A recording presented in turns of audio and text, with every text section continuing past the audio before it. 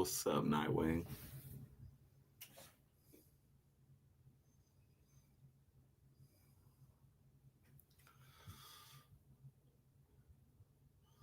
Stoner's right. I was holding my bowl and I was like, all right, I'll see how long it takes people to tune in. And then I realized as soon as you commented, I was like, shit, it never hit start. What's good with you, man?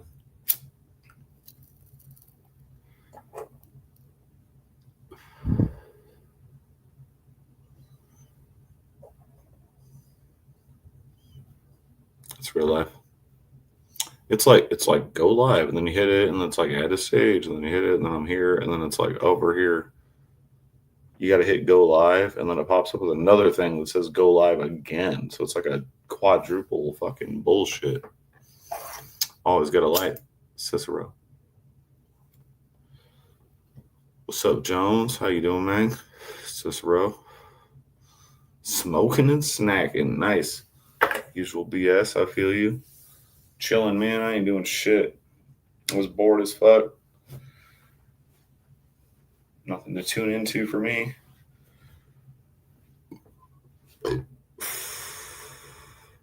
Clicked buttons over our lifetime. It's disgusting. Too many. What's up, Marcel?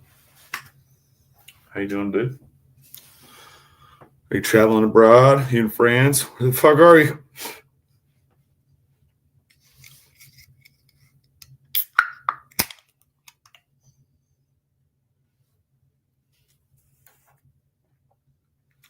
Yeah, I'm chilling. Ernie went to bed. We got done watching some fucking telly with my homie. Metallic T-Rex. What up, dude? How you doing? How you living? Something on my fucking camera lens. There it is. Nice. We just made friends on Instagram. I don't know anything about you.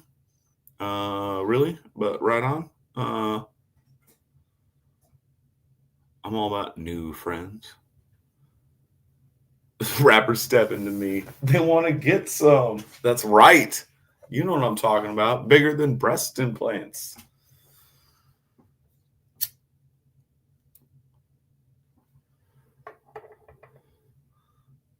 Yeah, you know.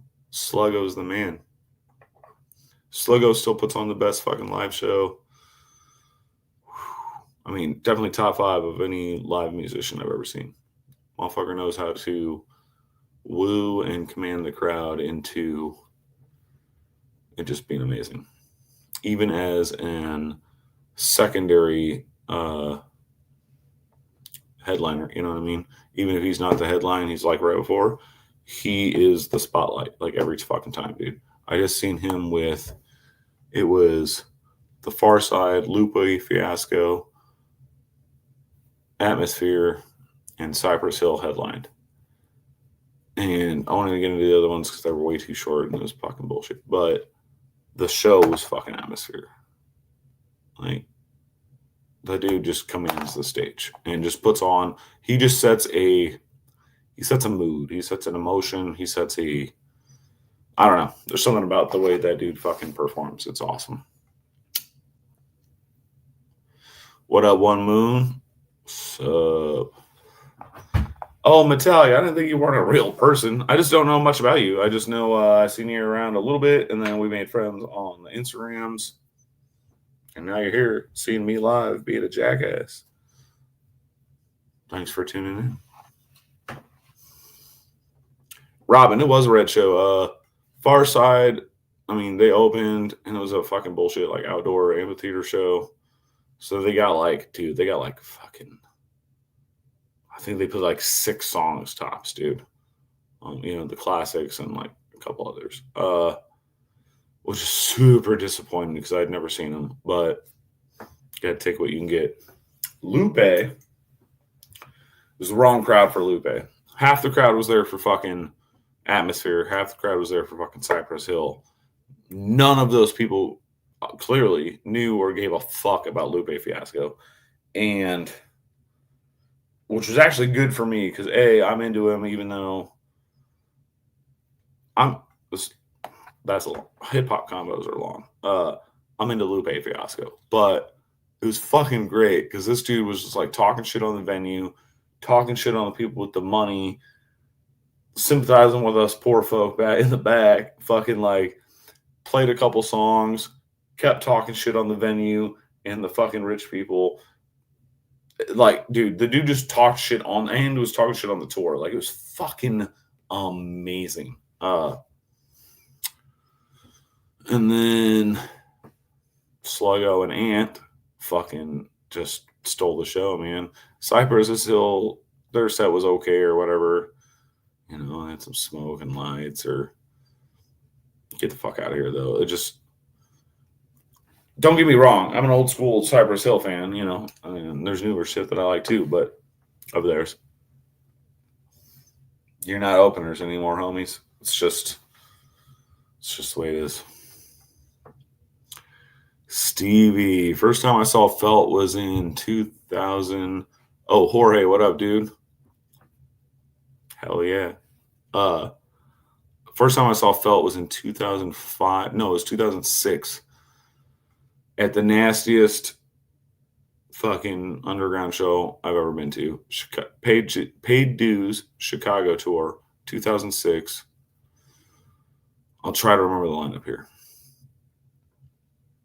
So, Felt, because fucking Murs put it on. So him and fucking Ant, or him and fucking Sluggo, but Ant was their DJing for part of their set.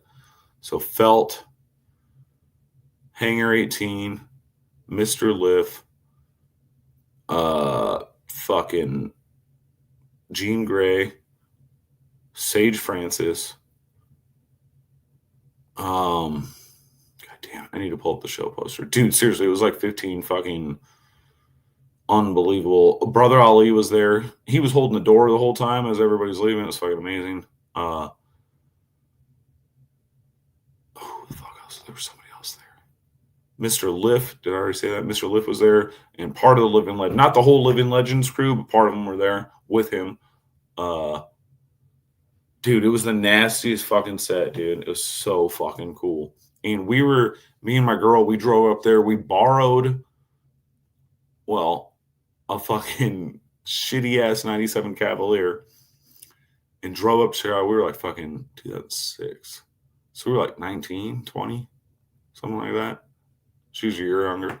And we were underage. And so this was like an all day thing, but it was like so they had it at one venue, but something got fucked up. So they moved it to this old venue that actually got torn down. I'm pretty sure it's not there anymore. And it was like an old live play venue. It was fucking amazing to see a show there. But because we were minors, we were fucking stuck there, dude. Like, we couldn't go out and come back. Like, we had like no fucking money. We barely ate all fucking day, but saw like the best hip hop show we've ever seen to this day, pretty much. I'll never fucking forget that show. That show is fucking amazing.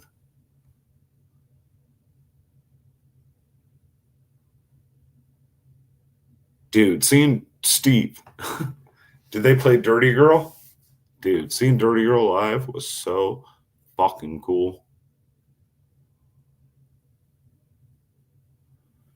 Yeah, Stevie. Yeah, the the dues tour went around, but like the lineup changed a bunch from date to date, even during the same years. And then Murs ended up getting fucked on that anyway. Henry, what up, dude? But yeah, that was probably one of the coolest hip hop shows I've ever been to and will ever be to.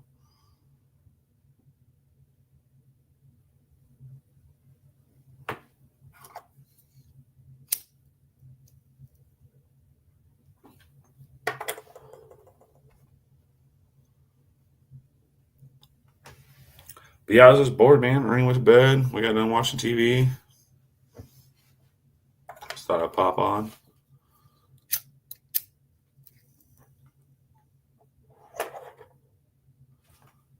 Robin, dude, I got Rex all day, bro. When you run out, let me know.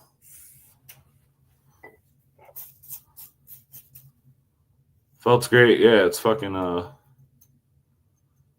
think that I know fucking Ant DJ'd some of their shit. I don't know if he DJ'd all of it. Stevie, maybe help me out on that.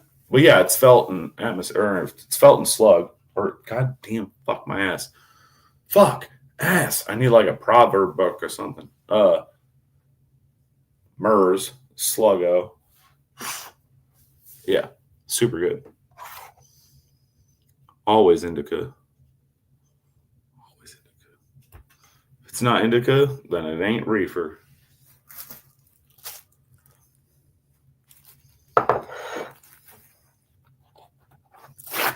Honestly, I can't tell you what I'm smoking right now. I only smoke, well, not only. Don't get me wrong. I do be buying the internet weed because it's super cheap and I can like blow blunts of it. But mostly all local grown. Fucking fire. I never ask what it is anymore because I don't fucking care.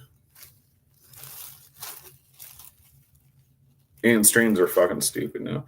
I mean, the local dude, he keeps to some generally older school strains, older school nowadays, like jazz and some other things. But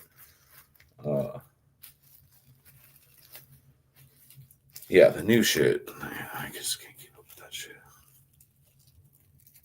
Oh, Robin, no, it was more of a quote from a song. Do you know who? Have you ever listened to Sparkmaster Tape?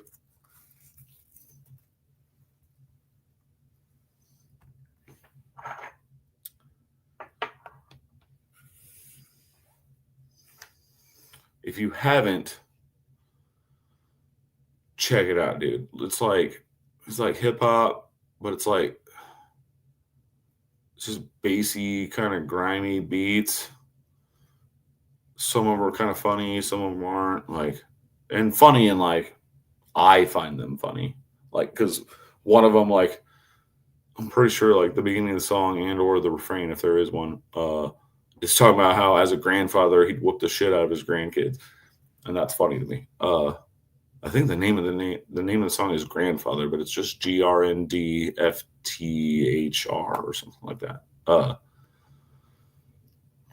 Sparkmaster Tape is the shit, dude. I don't know. Dude, check him out. Yeah, I don't know if it's just one dude or if it's him and a DJ. I don't know enough about him.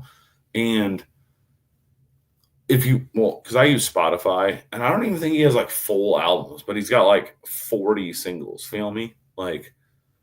So I just don't know much about him. Indica weed is sleepy for me. I gotta see the daytime off.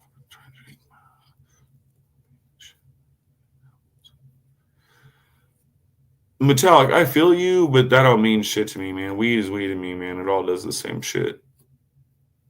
I'll smoke it all day, every day. I'll eat all the weed there is in the world. I'm on 2 gummies right now. I just ate one. I might eat another. Stevie, good day in the shop? Yes. Organized some shit. Got some shit, going. I'm almost done with this fucking lefty that's been fucking me in the dick hole for a fucking year. I just kept fucking up the blades and shit. And then I'm getting pretty close on this thumb disc Tonto Ripley. I think I'm going to do a copper thumb disc, copper pivot collars, and copper backspacer. And do something to the copper. I don't fucking know what yet. Distress it, or I don't fucking know. Something. Yeah, Shep Time's good. I got Smoky Poo's knife mailed out to him. And I'm just kind of starting to work on the next round of shit. Doing a couple non-book spot stuff along with some book spot stuff. I'm going to be starting the first official mini Ripley on the books. And that's going to have black and titanium and brass accents. So that'll be cool because he gets, I get to make a number 1 for somebody. The only one of those is the proto that Ernie has. So that's fun. What up, Maddie? Maddie, let me borrow one of your Bally's so I can play with it and take it apart.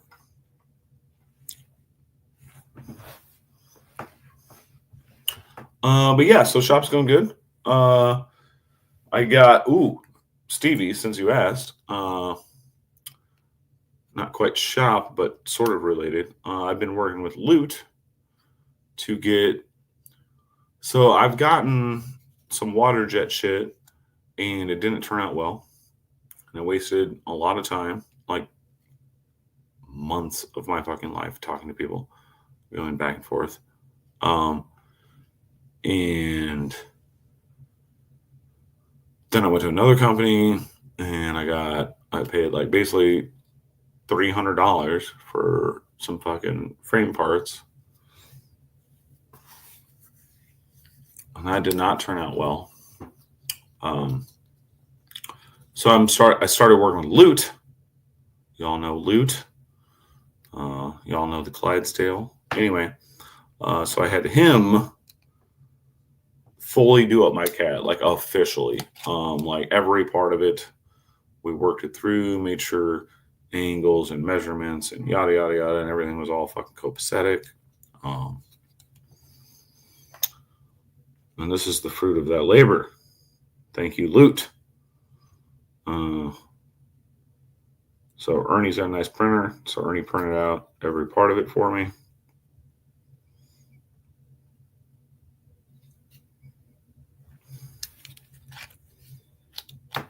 We even got lockup, ladies and gentlemen. I mean, I cut the lockup with a razor blade, so I mean, it's not good, but yeah. So now I can send out my personal fucking CAD plans that I know are good without relying on this fucking company to like trace my drawing, feel me? Which is what I was running into because I don't do CAD work. So now I can start getting some shit water jetted or fucking wire EDM'd or fucking whatever, you know what I mean? And be saving time and be able to get shit out quicker to y'all folk, which is the fucking goal for fucking both ends, for your end and my end. So I'm fucking like super, super fucking stoked about this. Like I printed the shit out, all holes and stops were all undersized, so I had to like drill ream and then actually, dial in my lockup and my open and stop closes, which I totally fucked up the close one, but it's plastic. Fuck off.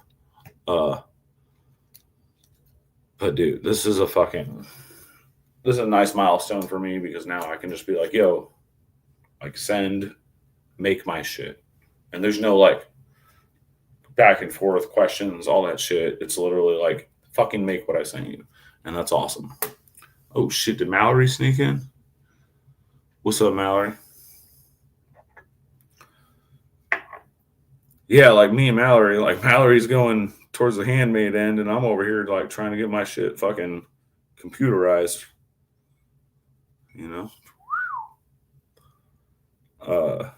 It's fun. This craft is fun. Hey, only I get to make fun of his carny hands, Maddie. You're too big to make fun of him. He's not that much smaller than me.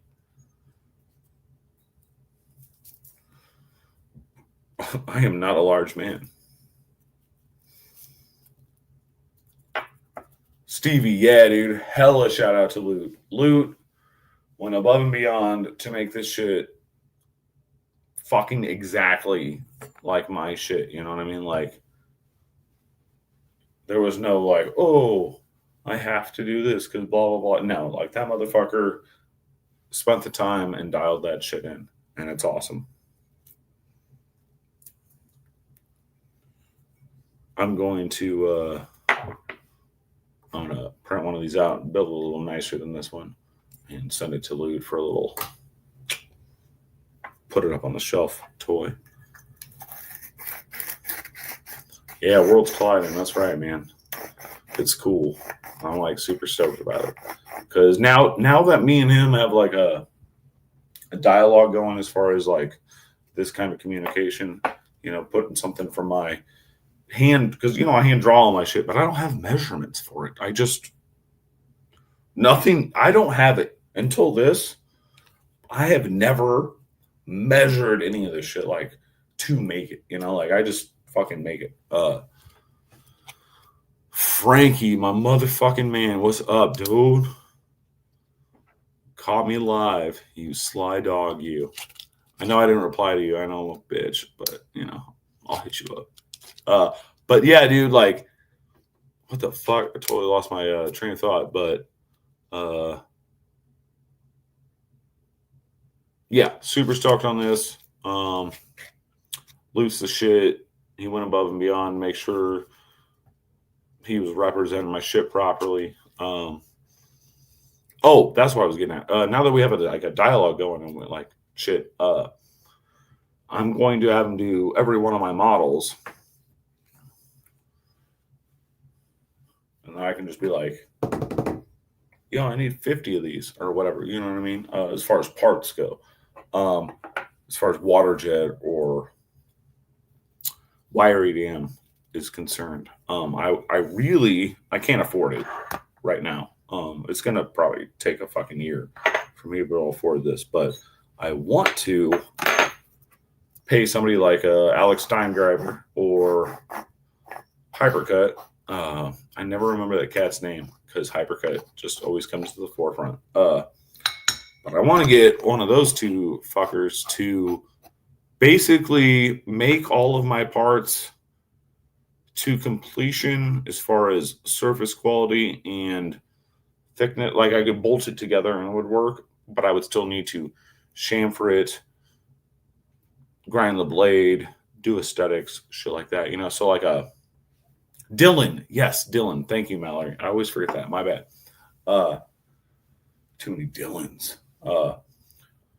And kind of do like a pseudo mid-tech production kind of thing going on. You know what I mean? That's one of my super goals. I think that would be super cool. To be able to get more of my designs out for like not the custom price. You know what I mean? It's still going to be fucking, I have no idea because I've never looked into it, but I would guess it's still going to be, upper mid-tech fucking matte custom, price range, $600 range ish, I would guess. But yeah, Mallory, I know it's just you too, I know. But yeah, you're Mallory. He's fucking Hypercut. Neither one of you are Dylans. I don't like real names. Handles are where it's at, man. Again, I've been hearing my goddamn last name too goddamn much. That's why I went to fucking Laser Ghost. Oh, Cab, yeah, I'll let you know, man, for sure, because another reason why I need you to send it is because all of my drawings on that knife is actually smaller. The one I made, that proto, is only 8 inches because originally Denise wanted it, and she was like 8 inches or bust, bro. And I was like, shit, I'll blow it up. I'll make it bigger, because I think it was only like 7 1/4, like 7 1/2 overall before I blew it up. So it was a little bit smaller, feel me? So all my drawings, and I don't remember like the percentage I blew it up. I have no fucking idea. LGK all day, baby. That's right. Frankie. Say fuck Frankie. If any of y'all are Manson fans, you know what I'm talking about. Otherwise, you probably thought that was weird. I think that was one of the first things I sent to Frank ever was I recorded that part of that song and I sent it to him. And I was like, yo, if you're not a Manson fan, I'm not a weirdo. Sorry about it. Oh, shit. Shit is fucking hilarious. Y'all are fucking hilarious. Anybody in here going to Texas? Play show, you know what I mean? Oh, Frankie, you know what I mean. We's dogs.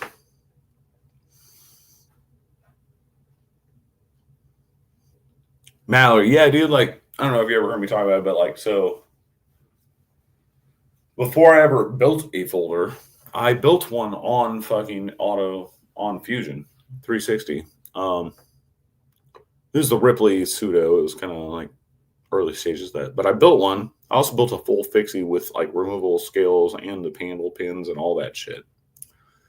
And I built it on. Ernie had this badass like Alienware. I don't know what the fuck it was, but like a gaming laptop right at the time. We had it installed on there, and he had like a free account through his college credentials or whatever you want to call it. I was using it on there, and I built that shit. And this was back when I was tattooing. And then the laptop fucking smoked itself. And then he lost his login because he graduated college. So I just, all that was gone. And that was like fucking 4 or 5 years ago. And I've just never gone back to it. I fucking mean to all the time. And then on the weekends, I'm either like, because I started taking weekends finally this year. And I'll either just sketch it or fucking not do a goddamn thing. So I need to work on that. I need to get back on to learning said Fusion. I got it installed on this laptop. I got it installed on my fucking PC. It's just taking the time to do it. You know, the problem for my brain is, and I already know my problems are. I know all my fucking mental issues. You know, anytime I think about going to use it, I'll sit down and I'll just sketch a knife. And I'm like, well, I can just build this right now, or I could spend fucking 2 weeks of my life learning how to do it on the CAD. And that sounds annoying. So I'll just go downstairs and build it. And I know that's my problem. I just need to sit down and learn. I just haven't taken the fucking time. I wish I could hire like, you know, a third party to just, you know, get back to work. Whammo. You know, I'm staring at the wall. I'll slap. Oh, shit. All right. She got to wear heels, though, for sure.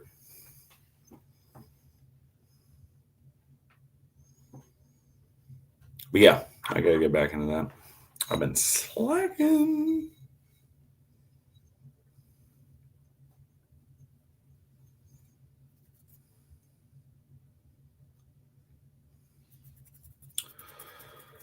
Shit, I mean, as far as work stuff, fuck, man, I think damn near we covered all that already.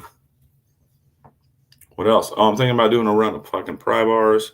I want to do a big run of, not a big, but like, I don't know, 20 or so of titanium ones. Like full, like nice fucking 5/8 by 6" by fucking like 220. Not quite 1/4 inch, but almost, you know what I mean? I want to do a run of those. I know a couple of people want some hardened steel ones, but I want to do a run tie ones because A, they still put in work, and B, I mean, it's exponentially faster to make titanium ones. Yeah.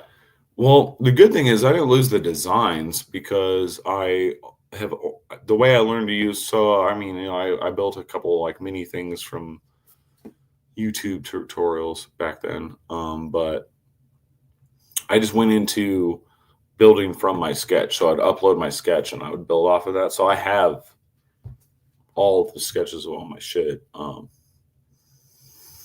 But I lost the computer design for sure. And that said knowledge due to not fucking with it for the last few years.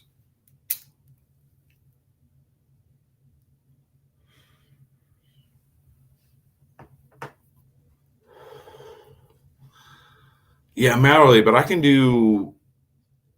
see if the internals work on paper in like 4 seconds versus like, I don't know how long it takes you to figure that out on a computer, but yep, that's about like a 10-second fucking thing. Doing it on paper is so fast, you know. Now, granted, you know, you can't just transfer that easy and print it out or have somebody fucking, you know, cut it out for you in that fashion. But as far as a hand making aspect, I can make a fucking folding knife work. I draw them right now that'll work. It might be ugly, but it'll fucking work. You know what I mean? Like, it just, I don't need all that shit. I just already know how to do it.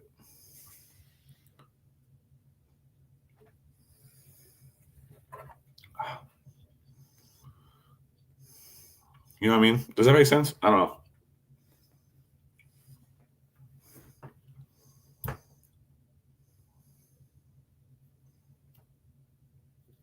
Cheers.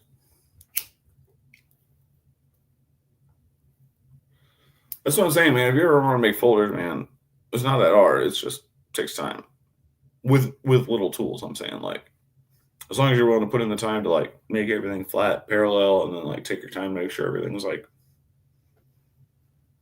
super fucking symmetrical and all that shit. It ain't hard in theory. It's just a lot of fucking work.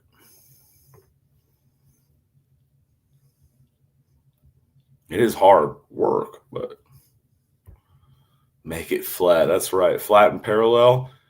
Mallory, bro. I talk about this shit all the fucking time. But because I hear, or I've talked to other makers or whatever, and I'm fucking young, dude.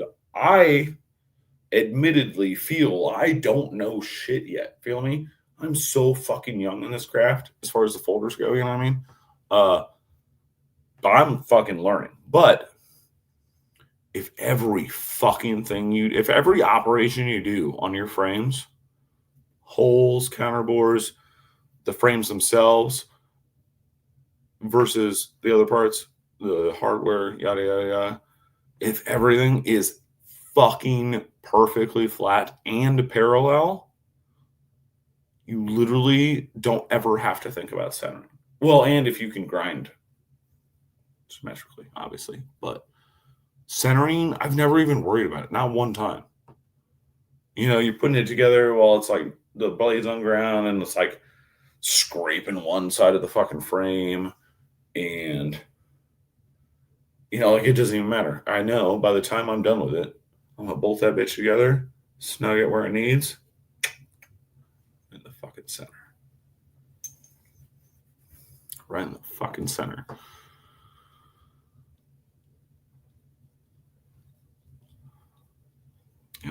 Dude, I'm telling you. Anybody that worries about centering, that's because your shit ain't flat or parallel. Something ain't. It might be the counter bore for your fucking stop pin on the inside. One of the counter bores is just a little off or something because you forgot to tighten down your fucking drill press fucking table, or you forgot to clamp down your workpiece that you were using, or whatever, like, as long as you're working with like tight tolerances and shit like that, all that matters. That one little cant, you're like, man, well, it opens great till it gets to right here, and then it gets weird, and then it's good again. Something's fucked up then. You know what I mean? Like, everything's flat and parallel. It's not that crazy.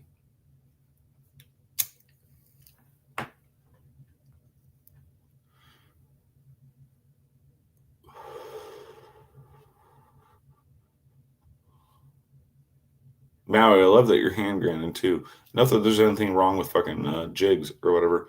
They're great for repeatability, consistency, feel me? But I feel like it neuters you and or limits you in a way because, if you do biff something up, you went into your plunge weird at one point by accident, or you pulled away at an angle weird or something with your jig, you know what I mean? You don't really have any mental capacity in that state because you have no fucking experience, to fix that. You either grind the whole blade a lot thinner or you basically scrap it, feel me? Like, there's no, I could just fucking throw a swedge in there because I can do that, or many, many, many, many aspects, you know what I mean? Like, so like, even if you end up using a jig for, you want to do a run of shit, and it's 5, 10, 20, 30, 50, 100, who fucking cares how many, but more than one, and you want them to all look exactly the same, yes, dude, a jig is the fucking way to go. But learning it by hand and being able to go into it organically with confidence and adjust it or change it or add a swedge or deepen part of the grind rather than fucking, you know what I mean? Like, I feel like it just gives you more versatility versus only ever using a jig. Feel me? Also, yeah, dude, and also your fucking shit has been looking banging, dude. Your fucking grinds have been looking great so far, man. Again, I'm not like the shit at fucking hand grinding, but I'm decent. I'll give myself that for sure. You know, my plunges could be slightly more. There's always shit to dial in. What up, Jesse? How you living, man? I don't ever want to come off like I think I know it all, man, because I fucking don't do that. Again, super young in this.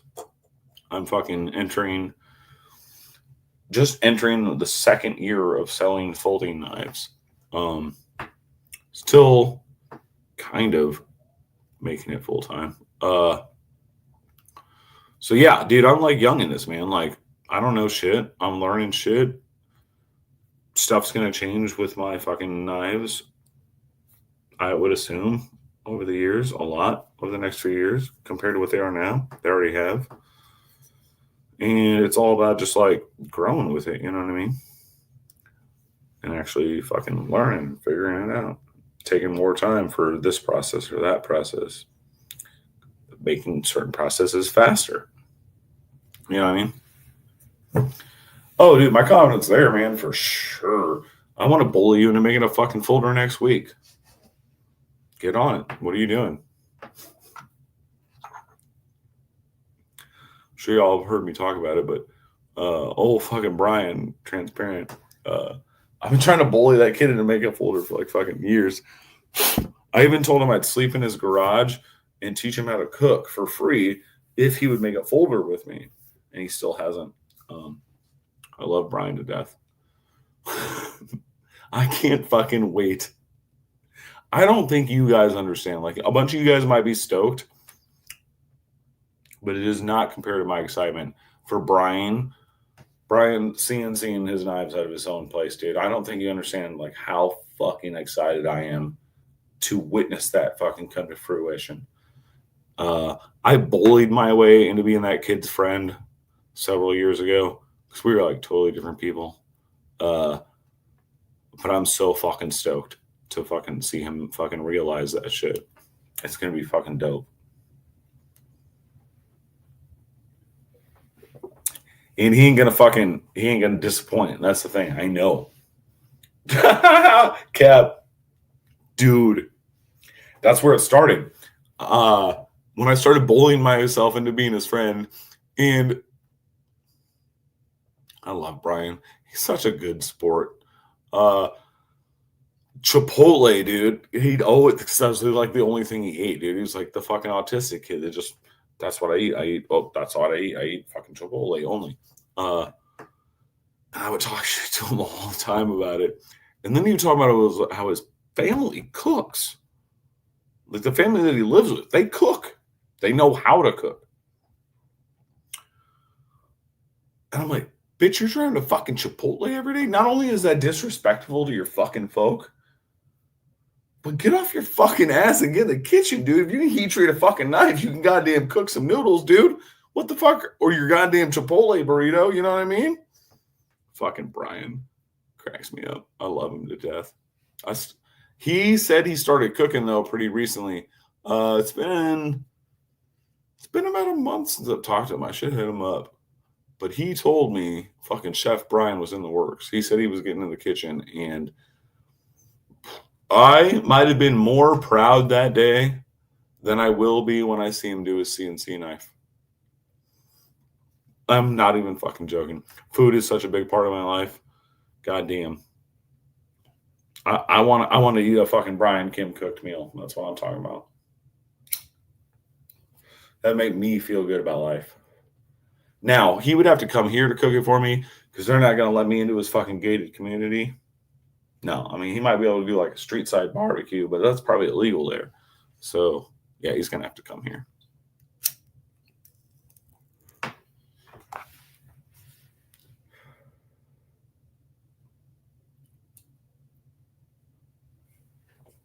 Mallory, pay me to make you a custom Hadros or H2O so I can make myself one.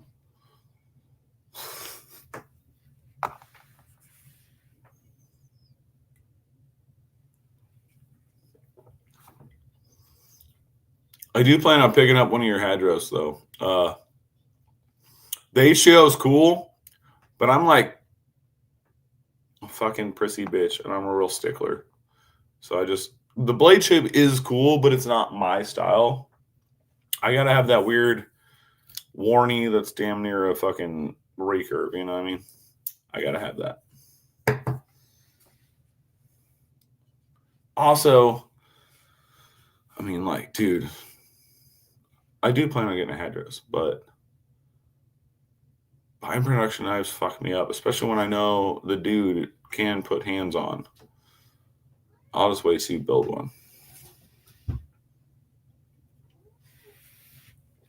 I don't mean that in any disrespect. It's just I'm not a collector, dude. I have literally like maybe 20 knives. And fucking like 10 of those were gifts in recent years. Like I'm not a collector, you know what I mean? I'm not a collector of anything. I'm a fucking fan of knives, obviously, but other than Zippos, I don't collect shit. I don't consume. I don't buy a goddamn thing. I buy weed and fucking food and coffee and like stuff to wear when I need it. But yeah. Let me. Oh, dude, make me a fixed blade Hadros. Yeah. Make me one of them. You can do that, right? I'll bully you.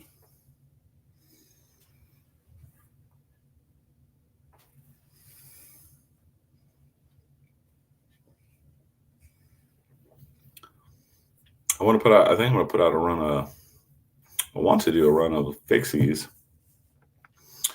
but I'm thinking like a Newt fixie, you know, so like the Ripley but shorter, but as a fixie. And literally the only difference would be like, you know, it'd be like Sans flipper tab. So it'd look fucking exactly the same. You know what I mean?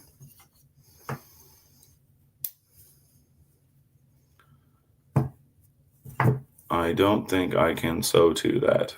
LOL. You can't make a fixed blade Hadros? You can't do that? You can't make that profile? I already seen what you just put at what you were just making by hand. What's the fucking difference? Why are you being mean to me? Why do you hate me? There's no love here. I gets no respect. Who says that?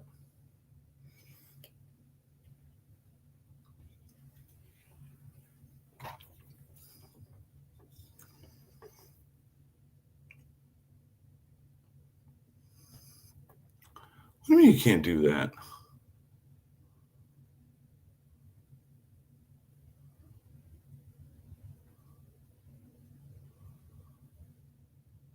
Goddamn one moon. That's right. What do you mean you don't think you can't? A fixed blade? You can't make that profile. It's the same as the shit you just made. It's just a little different.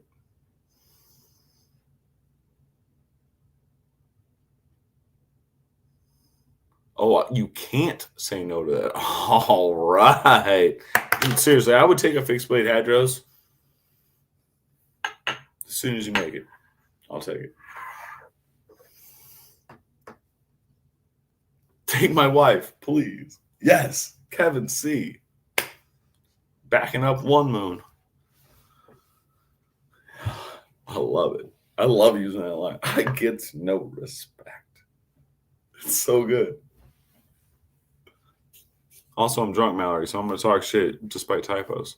But yeah, I do want to do the Newt. And yeah, if you make a fucking fixed blade Hadros, I'll fucking buy that shit.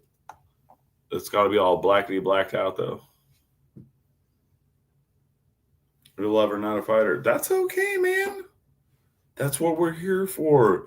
You hang out, you'll be all loving and shit, and then we'll fight for you. It's all good. It's 50-50, man. It's all about, you know, taking your style and taking my style, and you just interweave them.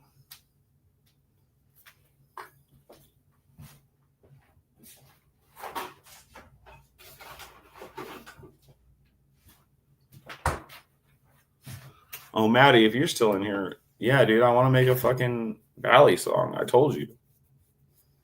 That's why I need someone to send me one. Because I don't own one. I know how they're made, and I can, like, draw one. And I'm pretty sure I could probably build one, but it would be really nice to have one in hand, just to have, like, a physical, oh, yeah, okay.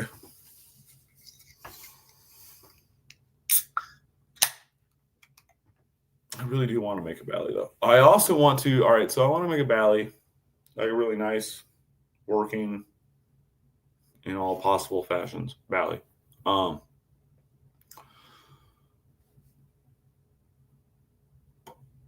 also want to make a asymmetrical Bally that works, though.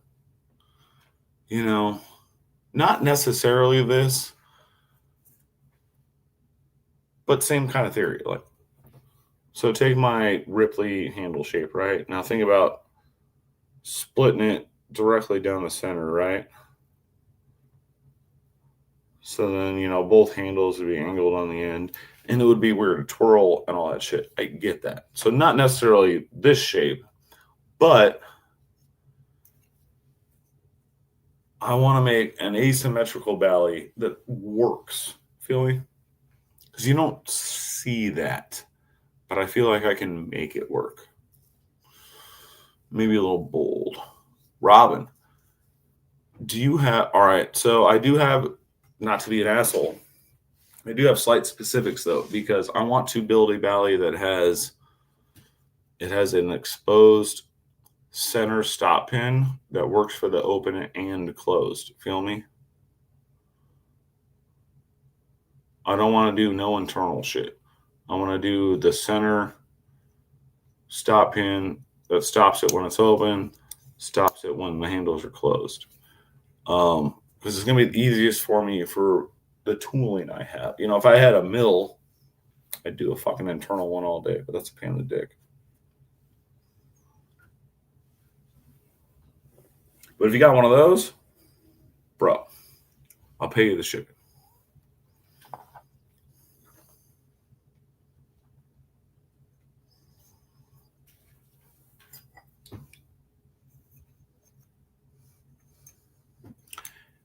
Yeah, I just figured a little pirate radio tonight. A little hangout sesh. Nothing wild. I might fucking eat my cat tonight, though. It's really fucking annoying. Well, you know what, Robin? Actually, if you're down to send it to me, let me check it out anyway. I don't give a shit. I don't have no Bally's here.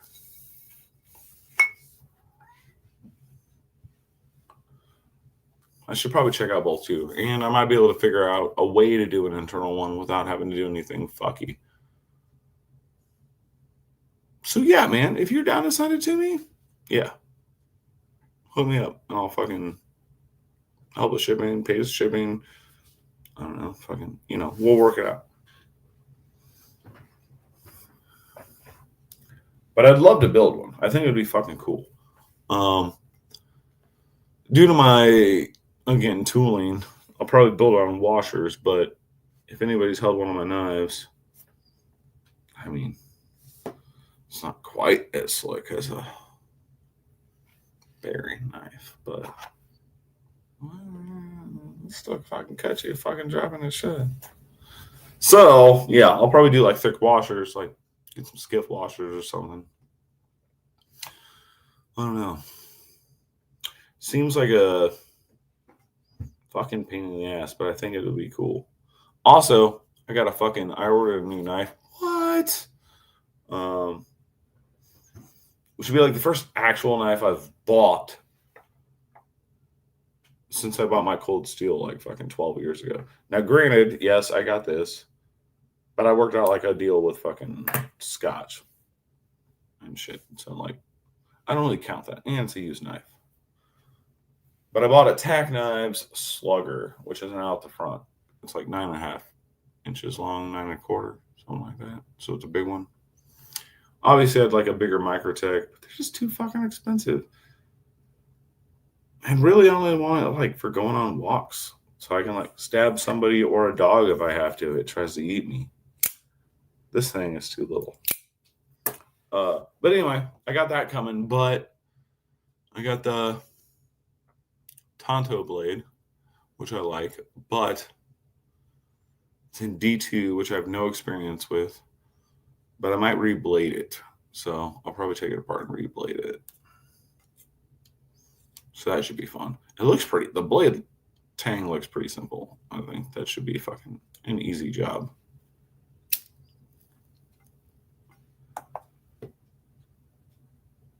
Oh, Robin, I should have never showed that shit to you, eh? I mean, like in due time, maybe, man. I gotta get a mill before I do some of that shit, homie. Yeah. Microtech model? I don't know, dude. Like any of the bigger ones, like a Combat Trudon. But the problem with most of those is I don't like the blades on them. They're all like cringe fucking looking most of the time. But just a bigger one, dude. If it's like over 9 inches, I'm down.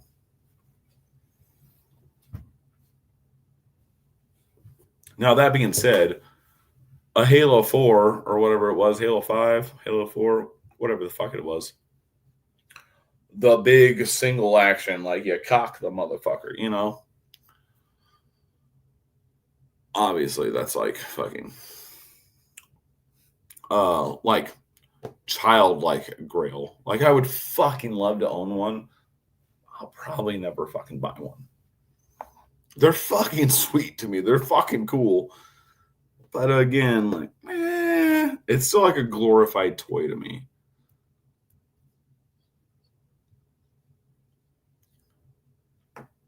Robin, yeah. I mean, there's a bunch of different ways to go about it in theories. And depending on how manual you want it. I mean, extremely manual. I mean, definitely easier than like less than extremely manual. I don't even know what I'm saying. You know what I mean, though? Like, out the fronts are a weird thing. So, 3 or 4 years ago, D Rocket Design, if you're familiar with that dude, he's kind of a fucking weirdo. So, I don't know about him. But he designed a manual out the front where there was like a center pin here that you just like slid up with your finger, you know what I mean, through the center of the fucking handle. And it was like the one prototype, and he ended up getting some shit OEM'd, and they looked very similar to it, but they didn't quite look like the one, like the prototype he made, feel me? And he would have sold that to me for $500. Like I hit him up and I was like, yo, I love this thing. Like I lust after it. I need it.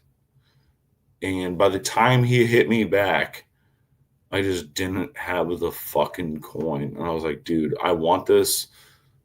I would like stomp babies for this, but like I don't have the money for it. And he was like, all right, right on, man. Hit me up in the future about something else. And I was like, yeah, man, cool. Fuck my life. I wish I owned that.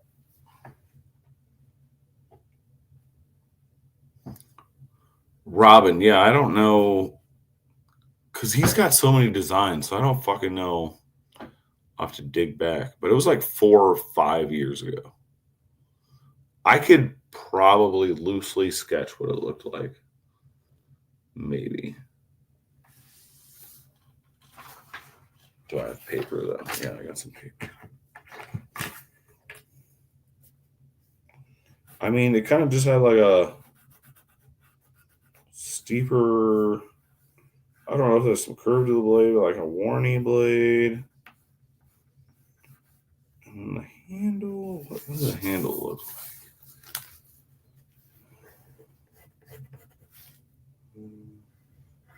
I mean,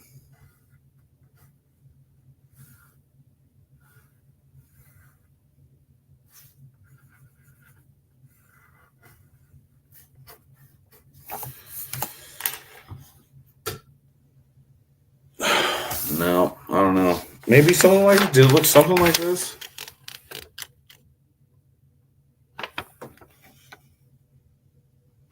Dude, I can't remember. It's been so fucking long. I mean, it was kind of, I don't know, it was like a short warning.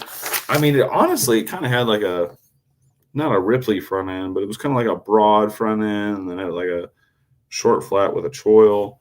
Like the top was different or whatever, but I don't fucking know. It was fucking cool, and I'm really sad that I didn't get it, even though I've fucking heard through the grapevine that he's kind of a fucking weirdo and a shit ass as far as business goes.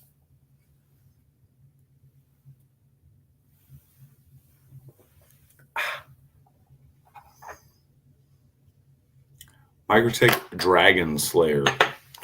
No, I ain't seen that. Let me Google it right now. Googling it. Do you Google things? Microtech Dragon Slayer. Slayer!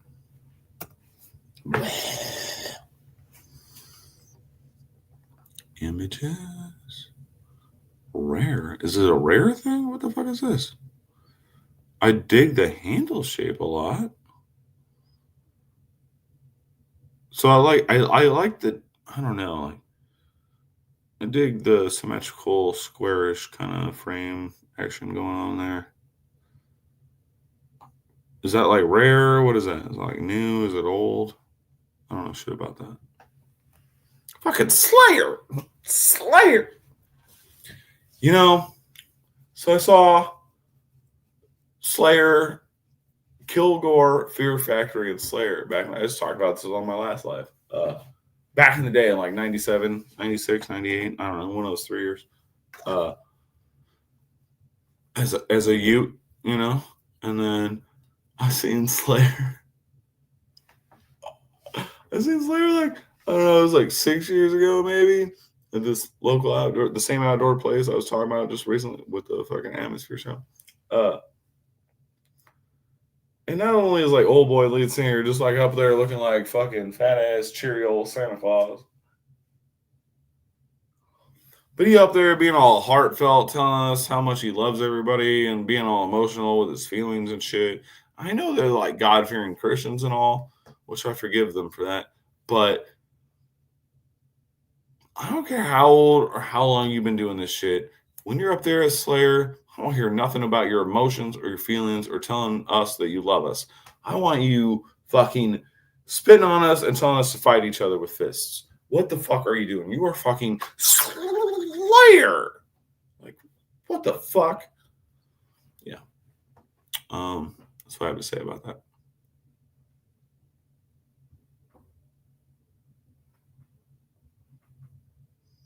Yeah, that's a big ass out the front. That's bigger than my Ripley.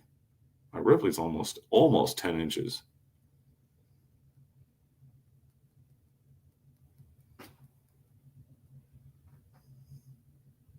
Now you're talking about the Nemesis? What did I just look up? Is that what I looked up? What did I just look up? What did you tell me to look up? You told me to look up the Dragon Slayer. What the fuck is the Nemesis? Who's fucking with me here? I gotta look this up. You guys are dicks.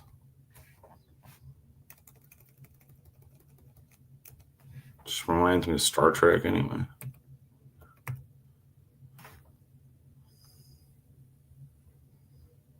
I mean, they look like the exact same knife. Are you guys fucking with me right now?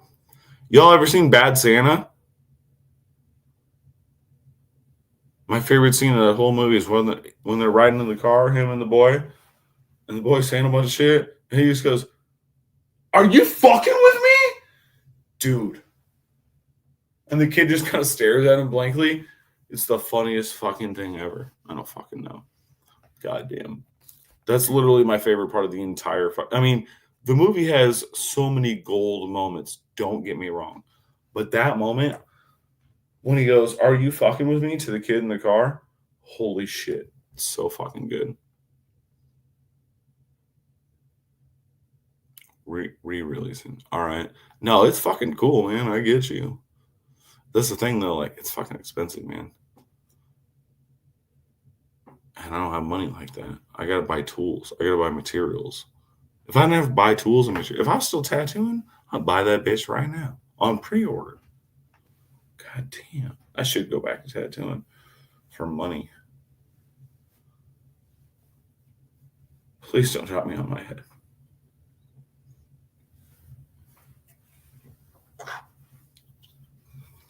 I'm telling y'all, do this knife shit. I'm literally like, oh no, I hate money.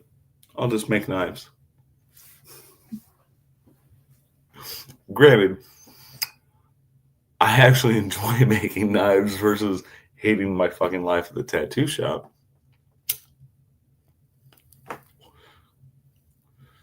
But damn.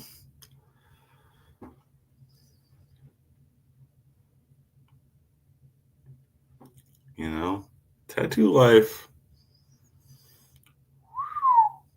was easy, man. You know, I'm making a couple days what I can make in like damn near a month doing what I'm doing now. You know what I mean? Tattoo life is wild. And nowadays, and I'm talking, I ain't been in it for 5 years. Now, shit's gone up, like way up. You know, we were charging $100 an hour for random shit. Now it's like $150 an hour. You know what I mean? What? I would buy a Porsche off of fucking cancer ribbons and fucking infinity symbols at this point. But I'd hate myself. I'm probably doing a lot of drugs again. So it's probably a bad idea. No, I mean, drugs had nothing to do with it. I only did drugs because they were fun. Tattooing did become just taxing. Just taxing. Not only the content of which I had to tattoo, but like I stressed about it so hard. You know what I mean? Like if I fuck up a knife, I make a new fucking knife. I lost a little money, I lost some time. That blows. But who gives a fuck? You know what I mean? You make a new knife.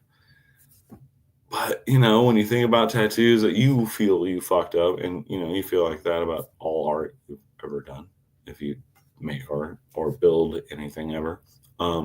If you look back on it to say what you could do now. And that shit was just not good for me, man. It's just not good, you know, because I was just like, I fucked this person's shit up. You know, like my mental shit was not good with tattooing, even though I did it for a long time. But I realized that in the later years, and I know it now. And if I ever went back to it, obviously I would only do A, content I actually enjoyed, and B, you know, I wouldn't do it for a full blown living. Tattooing's a weird fucking thing for me. But yeah. If I was a whore, I would be driving a Porsche and I would not be making knives. Fuck, if I was a whore, I could have done that before I tattooed. I could have been doing that as a piercer. There's like 2 piercers in town that both have Porsches. But they're pieces of shit. I might be a fucking asshole and a dirtbag, but I'm not a piece of shit.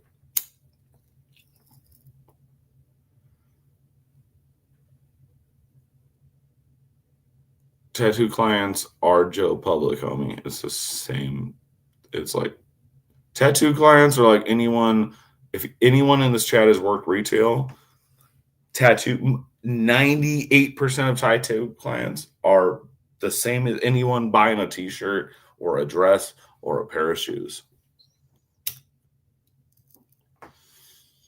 You basically don't think anyone deserves to get tattooed that you tattoo when you work in a street shop. You're like, you shouldn't get tattooed. Like, you don't deserve to get tattooed.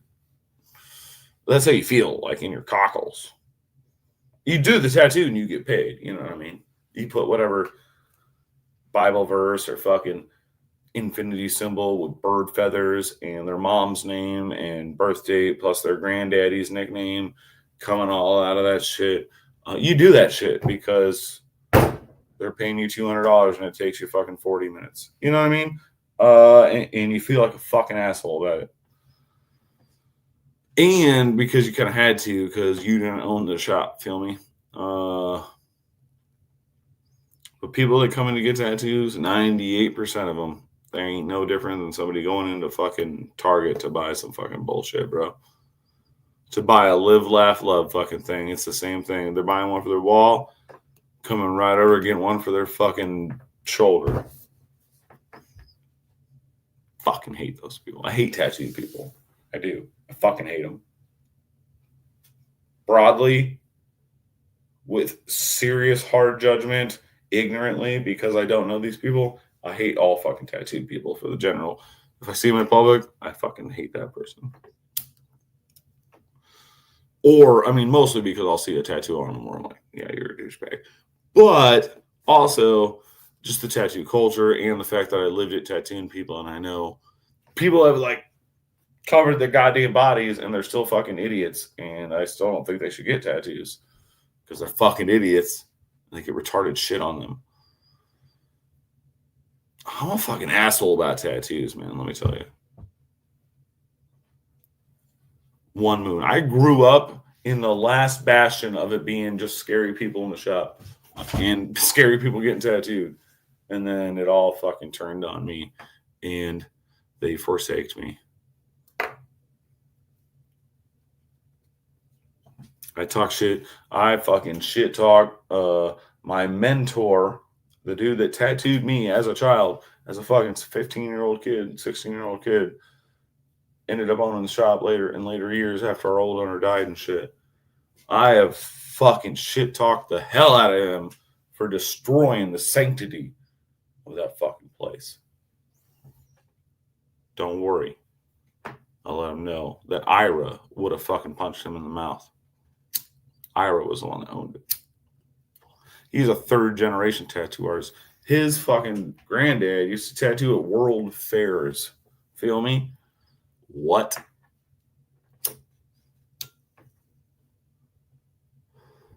Yeah, I came from like, I was raised by like the last bastion of like true old school dudes. And I just went to shit.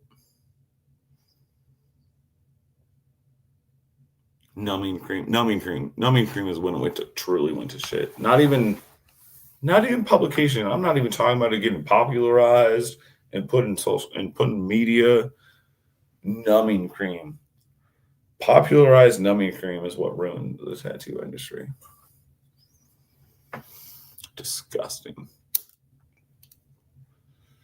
You no longer got to earn it. And that's weak sauce. And if you're in this chat and you only get tattooed on numbing cream,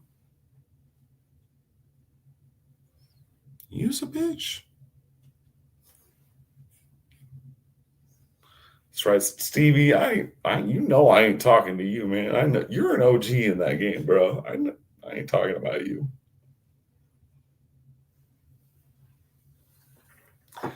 You know what's funny? So like, I've had two hardcore ride or die fucking bestie homies in my life, right? And they were simultaneous almost my entire life. One of them I lost due to the underworld, drug world, you know what I mean? Meth. The other, my homeboy Nick. You know, we went to grade school together. You know, my boy. He's the one that dubbed me Fat Boy. Much love, you know what I mean? Like, I mean, we were so fucking tight up until about fucking like, when was it? Oh, damn, it's been a while now.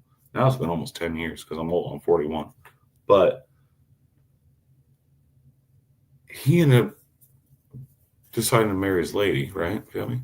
And he asked me to be like, be in the wedding party, and like one of his best men, blah, blah, you know, like a couple homies or whatever.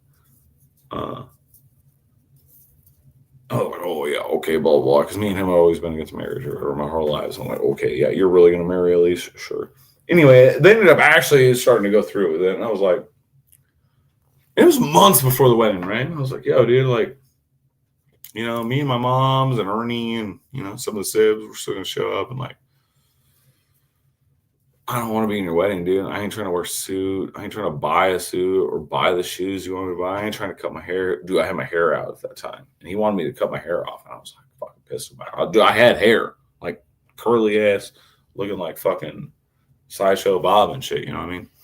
And because he's being a little bitch, and I was like, nah, dude, I just don't want to be in the wedding. Like, we're gonna be there. And then like he hit me up one day and was like, oh, let's get coffee.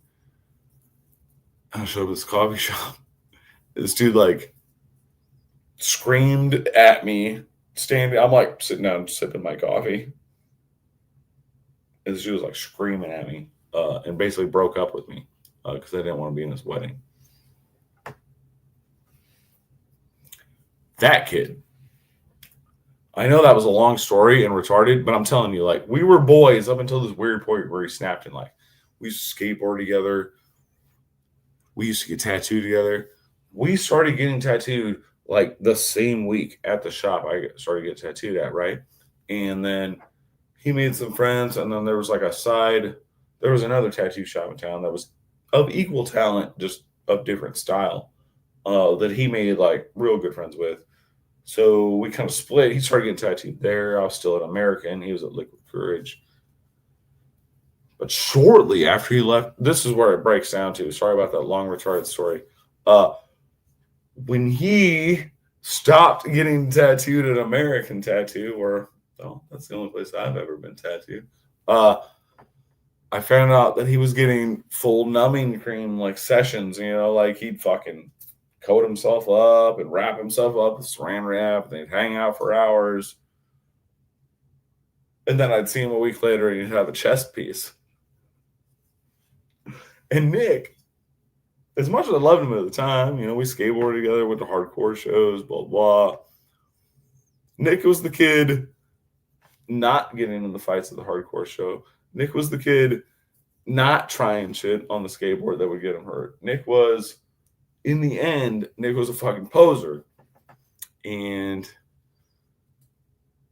the numbing cream, man, when I found out about that, I knew that was going to, I just knew the downhill. I was just like, oh, Nick is a poser. I always had my doubts, but he really is. And yeah, he's a fucking poser. Y'all ever seen SLC Punk? Nick's Matthew Lillard in the end.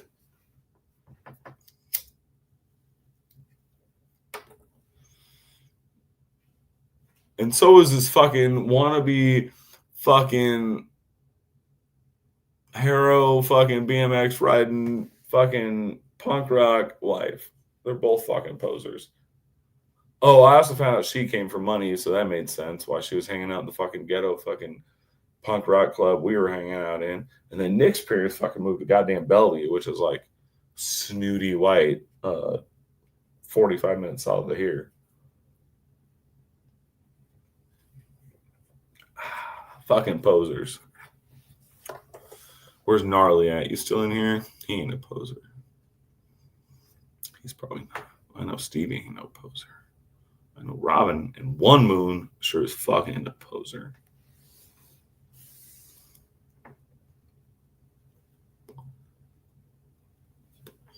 What I'm talking about, One Moon. Fucking skinheads. Never get these arm patch guys. No, man, that shit's real life, man. Or even like, you know who I fought more at fucking hardcore shows at that fucking club we used to go to? Hardliners. You know, like straight edge kids, but like on steroids.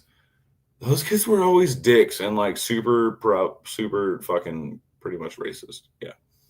Hardliner kids always suck, dude. Fuck hardliner kids back in the day. I'm not saying all hardliner kids are bad, but hardliner kids back in the day, fucking pieces of shit. There's bad people that didn't do drugs or have sex. What are you doing? The fuck is youth for? Oh shit. Sex and drugs. So once you get to our age, and you're like, oh shit, man, I gotta slow down with drugs. Have all the sex you want, but you gotta slow down with drugs. You know what I mean? Give me a 6-pack and an ounce. I'm trying to slow down.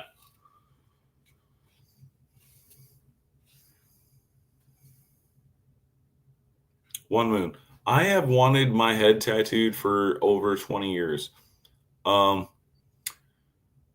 Here's the thing with this is way too long of a conversation. However, I wanted in a similar style of, say, Horiyoshi 3 can draw, feel me? All I wanted was a demon dancing in some clouds and lightning. Like straight traditional Japanese style, like covering my head. That's all I wanted. Just one demon, clouds and lightning. That's all I wanted. And none of the people in my shop would do it for me when I was younger. They're like, oh, you're young. And like, I'm like, who are you fucking people? You worked for Ira. He's literally a carny. The fuck is wrong? Yeah, none of them would do it. They were all too pussy to do it. And so sadly, I do not have a demon dancing in fucking lightning on my head to this day. But if you want to get your head tattooed one moon, you fucking do that shit. I tattooed my homeboy Blake. He's a drummer. He's pretty fucking sick. I tattooed a bunch of fucking Aesop Rock lyrics across his fucking, like, one half of his dome piece. It was awesome. He said it really wasn't that bad. And I was doing lettering, and that shit sucks. Yeah, Stevie, that's what I mean. Fucking hardliners, fucking whack, dude.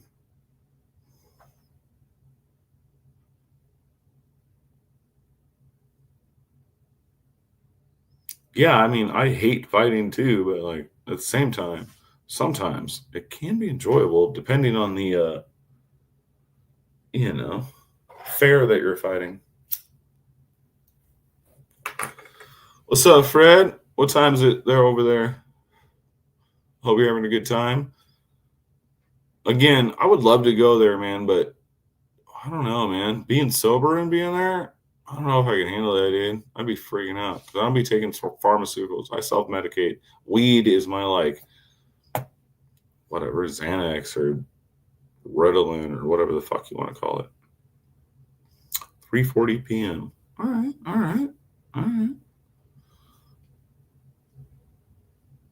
I mean, on weed. Like, weed's like super no-no there, man. I can't be doing that.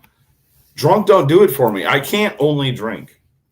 That just doesn't do it for me. Like, I need, if I'm gonna be hanging out socially with people and shit, dude, I have to have weed, man. I'm serious. I self-medicate like a motherfucker, dude. Like, it would be the same as taking, I don't know, pick your fucking ailment, I guess.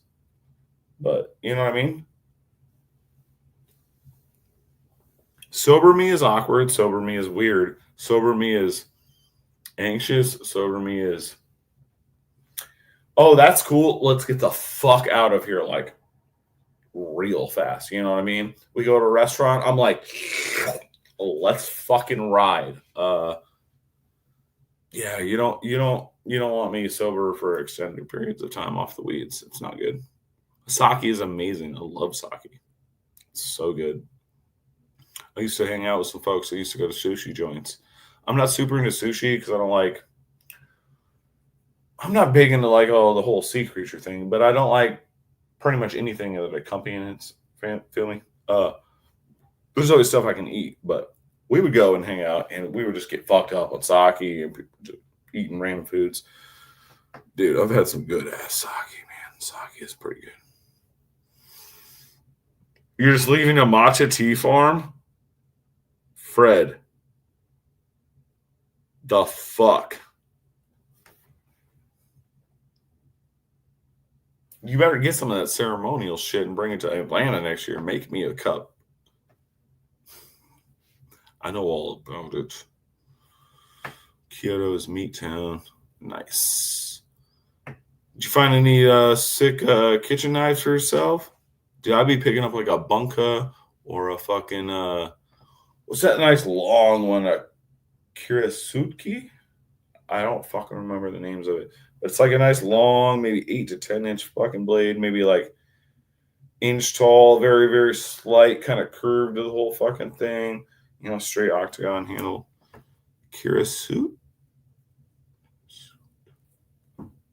I don't fucking know. But a bunka or that, or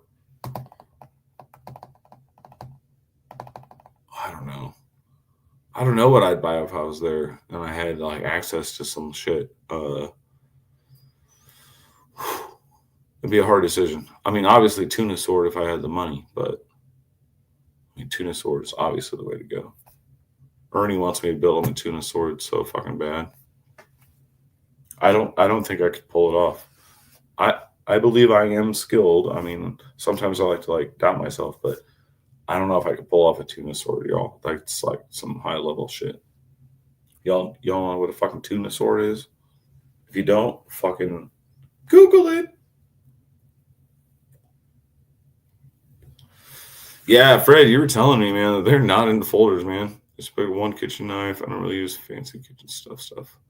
Uh, yeah, I get it. You got money. You're probably not buying fucking. You're probably not cooking a lot. And if you do cook, I'm not saying you can't cook, but like you probably don't need like a whole field of fucking cookware. You know what I mean? Uh, I mean, I don't use no fancy. I don't even have my own cans. You know, I got a couple paring knives I made, but I still don't have my own fucking. I ain't made shit for myself.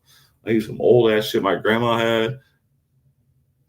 Dude, seriously, it's fucking terrible over here. Uh, but I would, you know, I'd probably pick up some shit. If I was in Japan, I'd pick up some shit for sure. One Moon, I can't, dude. I don't like the ocean. I don't like boats. I'm not into that. You ain't get me out there.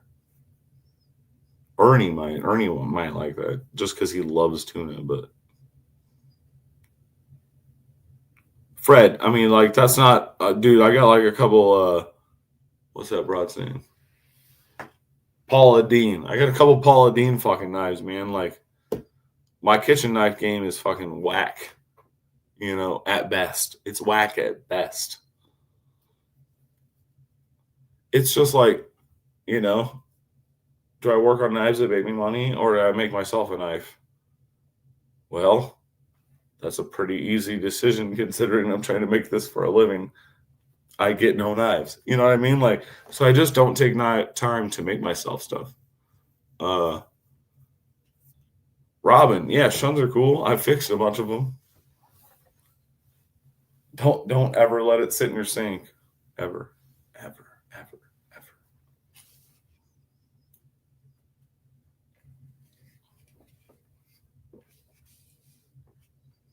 I mean, Robin, fuck yeah, dude. If you're actually, I know we've talked about how you like want one, but I don't know if you've ever actually said you're down to get one if I build it like relatively soon. We need to DM each other. If you're down to do it relatively soon, dude, I'll start that shit soon, motherfucker.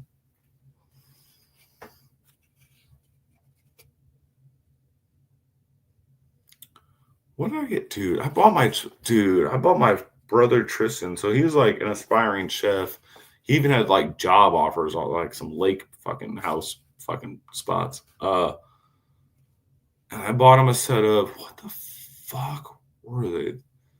Maybe Woo stuff. I don't know what the fuck they were, but it was like for an average person an expensive set of knives. You know, like the whole set probably would have been like $1,500 or like $2,000. Uh, but I found them at a Saul's, which is a I don't know local regional pawn shop chain around here. And I conned these motherfuckers. It was like a 8-piece set, dude. I mean, there's like a long ass chef knife, medium chef knife, utility paring, bread knife. I mean, there's a whole shit ton of it. It was all matching. And they were all fucked up on the edges from somebody using like a shitty stone grinder or some shit over the years. But I conned them out of it for like, I don't know, it was like $200 for fucking all of them. And I took them home and I fucking fixed them all up all nice and like gave them to my brother. You know what I mean?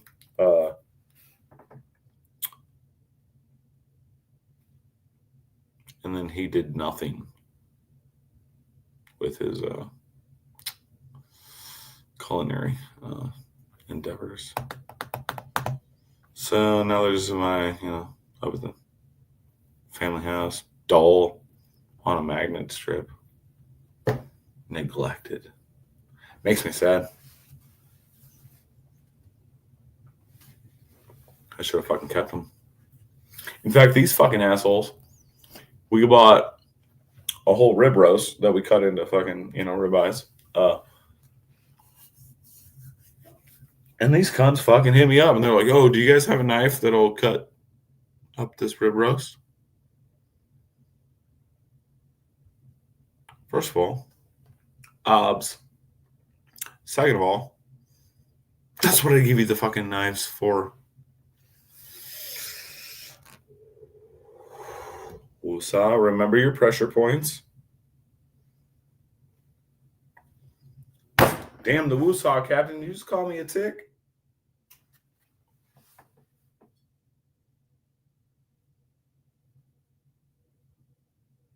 Fred, I feel you. I cook all the time, man. Like, I actually should buy and or make my own shit.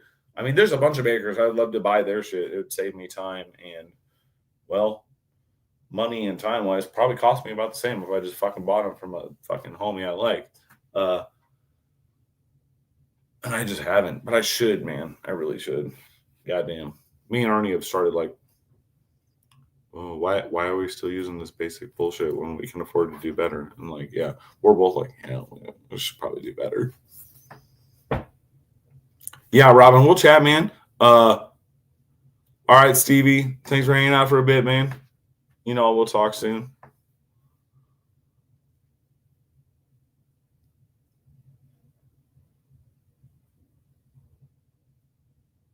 I mean, I don't know. I feel like if I make a tuna sword, I feel like you should catch one and then we'll do some trade for some, poundage. You know what I mean?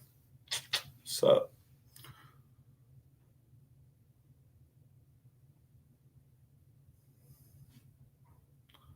Fred, there's this dude. I don't know where he's out of. He is, I want to say like, I don't know, Indonesia, India, Thailand. I can't fucking remember where he's from, and that sounds fucked up. But I don't know. So I talked to him a bunch a few years back. I still follow him or whatever, but we just haven't talked in a while. It's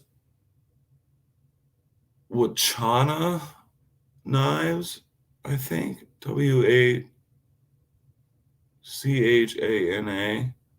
Wachana?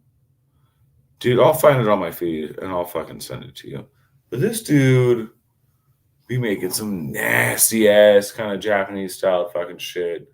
And due to where he lives, I mean, if anybody here made it, that shit would be like almost 2K. And I mean, it's like $300 to $500.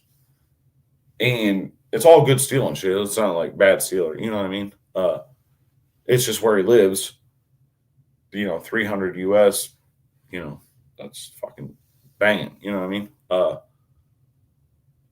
I don't know, dude. It's fucking dope. One Wanchana? Dude, I always forget what it is because I can't pronounce it. I'll send it to you. They're fucking cool. Robin, that might be it. Shit, I wasn't even looking down. My bad. He does a bunch of shit with some Damascus, with some like copper and other shit in it that he forges. Dude, yeah. If that's what I'm talking about, if that's what you're seeing, that dude is cool as fuck. And I know he used to buy some steels, but I know he started forging a lot of his own shit. That shit is wild. And if you want to get a piece, dude, anything that dude sells is probably worth triple that here. You know what I mean?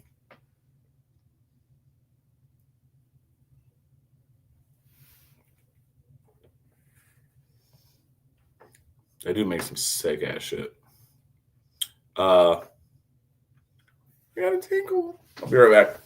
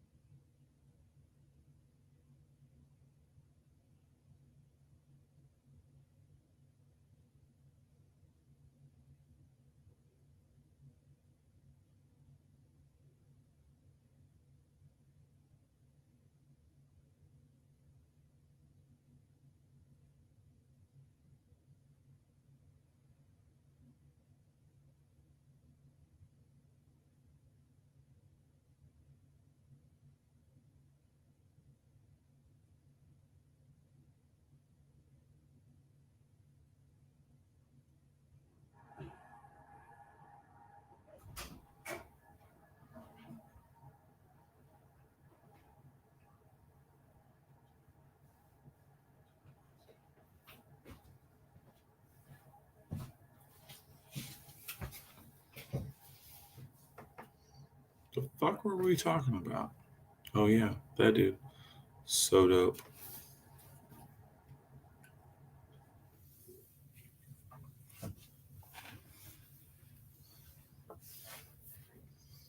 So what else?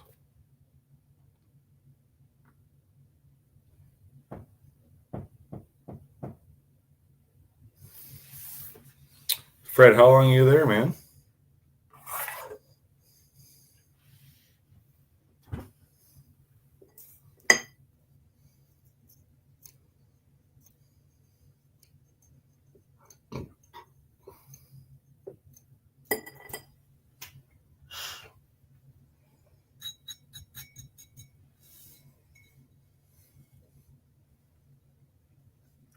Also, is this you, or do you take Hayden with you, or just your wife, or just you, or I don't remember what you told me, or if you did. All right, Nightwing. I'll take this shift.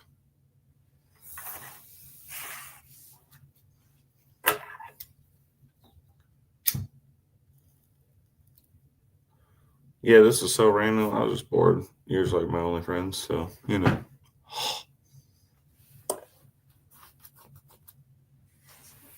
Oh man, dude, fucking coming up in March though.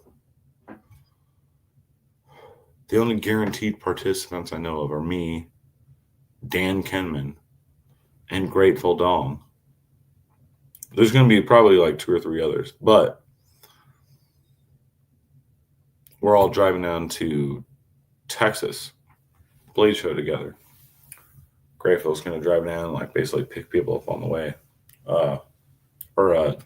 Kenman is.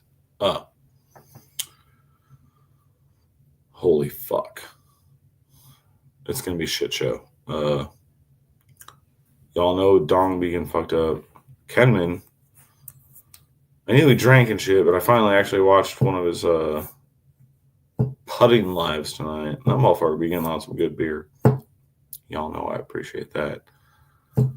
So this road trip's about to be fucking silly fun. I'm gonna try to go live as much as possible. I'm gonna have Ernie build me a little fucking battery rig to take with me.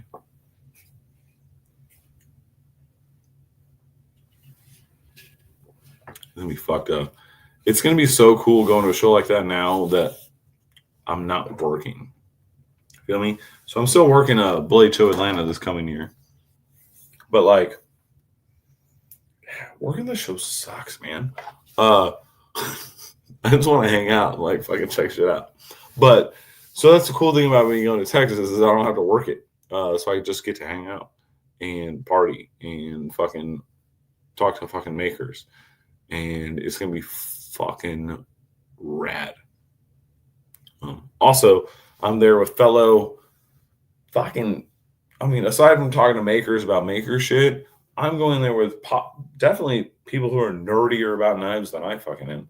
And that's awesome. Ernie is die hard and goes to every fucking show with me. But Ernie is along for the ride. Ernie really does not give a fuck about anything that we're doing here, as far as the knives are concerned. You know what I mean? So it'd be cool to go to a show with actual knife nerds that I like and hang out with. Again, I invited Ernie on this trip, and he was like, "Nah, dude, it's cool." He was like, "Go fucking hang out with your nerds." Which that might change. Maybe he'll change his mind one tag along. I don't know, but yeah, I don't know. It's gonna be a good time because I don't have to work it, and I get to just nerd out and fuck off and talk to fucking makers and hang out with the nerds. It's gonna be a good time.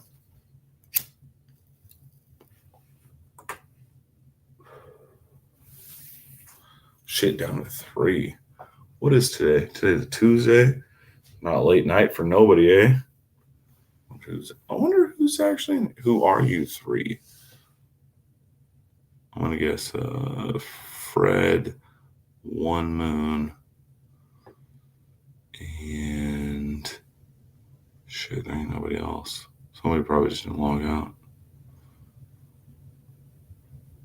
No love. Oh shit, up to 4. I take back my words. All the love. Robin, I know, I get it. Peace out, bro. Thanks for hanging out, G. Kevin C, what up, though? Yeah, I went randomly live. I was watching some telly with my bro. He went to bed. I was bored, kind of drunky. Just kind of went live, started bullshitting, you know what I mean? Shit, down to 3. Back down to 3. No, I take it back again. No love, no love. I gets no respect. That worked last time. But no, I just went live because I was bored. And, well, pretty much my only homie was here watching TV with us. He left. And yeah, so you know, I turned to my electronic friends for comfort and solidarity. One Moon, what up? Yeah, no, I feel you. No, I mean, shit. I probably won't be too live too much longer anyway. I mean, it's 1 a.m. here. I get up fucking early. But still, I'm usually up to like anywhere from between 1 and 2, like 12 and 2 a.m. But yeah, I just went live because I was bored, hanging out. No agenda. Chilling.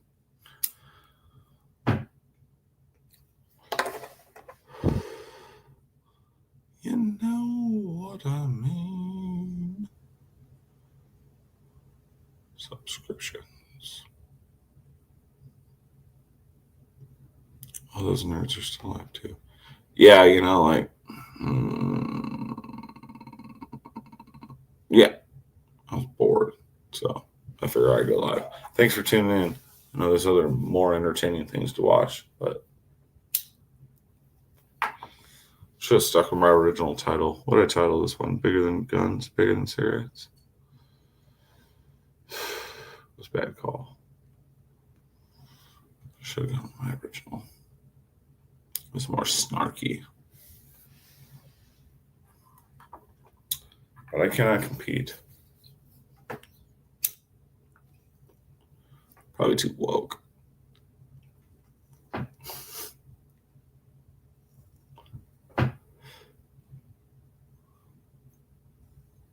But it's been good kicking it with y'all.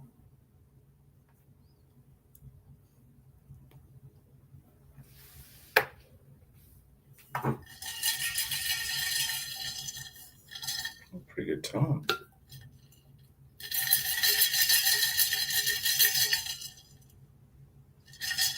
Shame. Shame.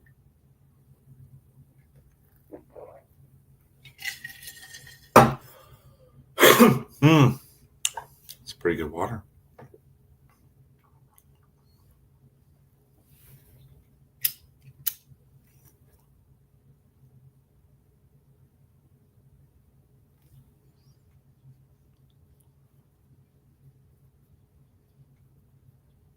One Moon, where are you at again?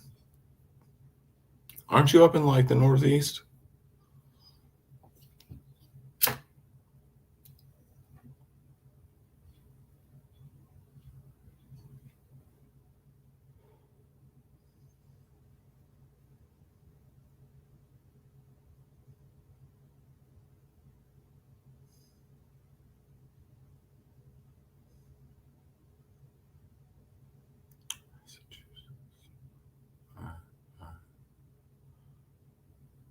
How close are you to Maryland? I know that sounds weird, but like I've been to I've been to Boston, Cape Cod, and I've been to goddamn Maryland, besides DC. But thinking about it right now, I really have no idea how close they are together. You know what I mean? I live in fucking Nebraska. We're like the most landlocked substance ever.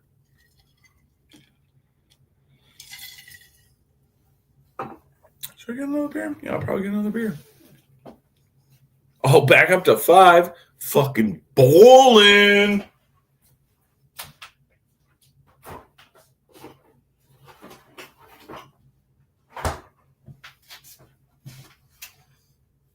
You're on Cape Cod. Nice, dude. I still have no idea how close that is to like Maryland though.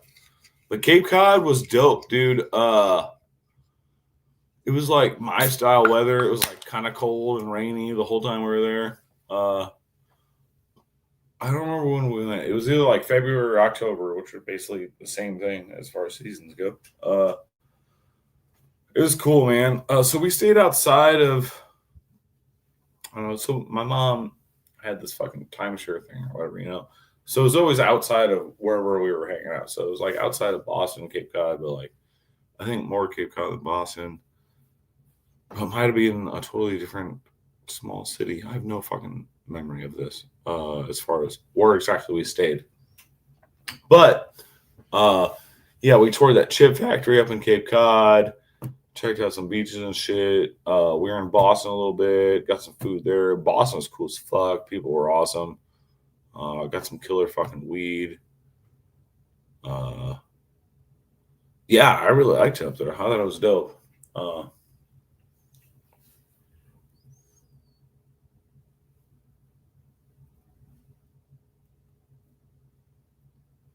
Woods Hole. Right on. Yeah, dude, but that whole area is dope, man. Like,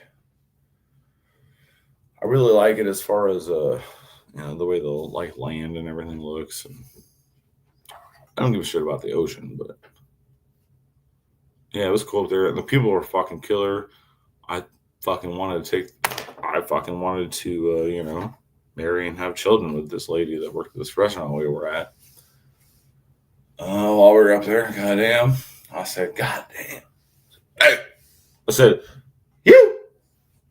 No, yeah, Boston was tight, man.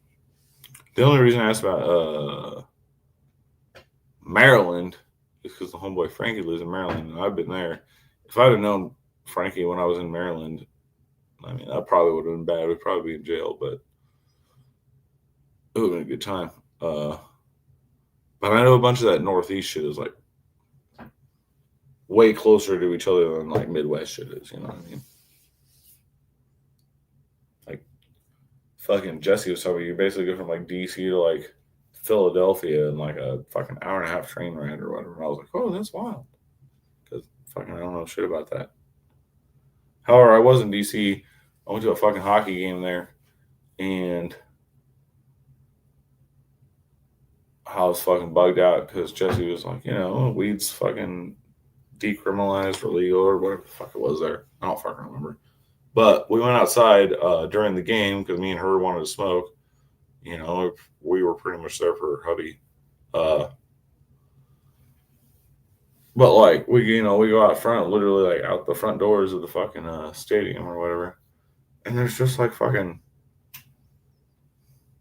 a string of fucking cruisers, and there's like fucking cops in them and shit, and standing outside them. And Jesse's sparking this huge ass fucking joint, you know what I mean? God damn this thing. And she's just like sparking up, smoking with them, and like she'd hand it to me, and I was like, like I'd take it all down low, and then I'd like turn my back to the fucking pigs and just be like,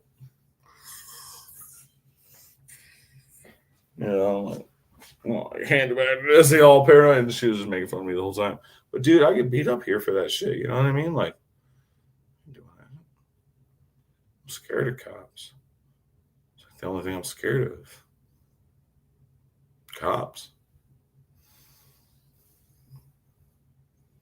We were watching this episode of fucking Ray Donovan tonight, and he wrapped up some politician for fucking over his employer, and then some like cops pulled him or whatever. And yeah, dude, like, no, fuck that shit.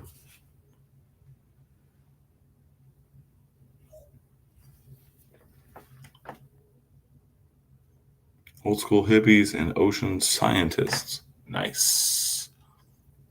I like it.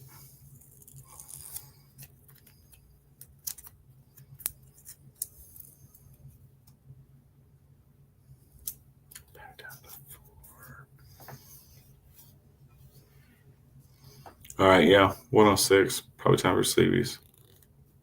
Thanks for hanging out with me, guys. I was bored, and you guys made me, well, not bored. Very comfort, much fun. Yeah, keep y'all posted. Probably, Mills. You know why? I know why you didn't realize. No love over here. I get no respect. See, I get to use it like 4 times tonight. I fucking love it. My original title that I erased because I didn't want to talk shit earlier in the night, instead of bigger than guns, bigger than cigarettes, which is a quote from an Atmosphere song, was fucking anti-cool before it was cool. Thus proving my point. New message right there. Thus proving my fucking point. That's what I'm saying. Nothing against Javon. I love Javon. Javon's my boy. But no importance on the notifications. No, I just went bored. I just went live because I was bored. Running with bed. You know, we were done watching shit, and I was drunk, and I was like, not trying to watch fucking Kyle or whatever. So here I am, and I battled the odds, and I have up to 7 fucking viewers. No, yeah, it's basically been like 3 to like 10 for the last fucking hour 48. Very fluctuation, which I don't give a fuck about. Well, I mean, I care about people like wanting to hang out with me because that's nice. That means you're my friend. Shit, back down to 7. Fuck. But no, I just went live because I was bored and just hanging out. So I was like, fuck it. I don't want to talk to those people. So I'll talk to myself and or nobody.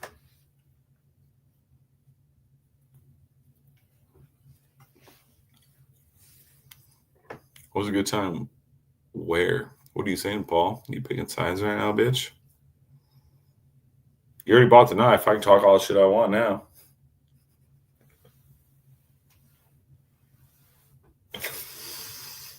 Wait, no. What? Shit, I can't help it. See, it's like Tourette's. Feel me? Go fuck yourself, Paul.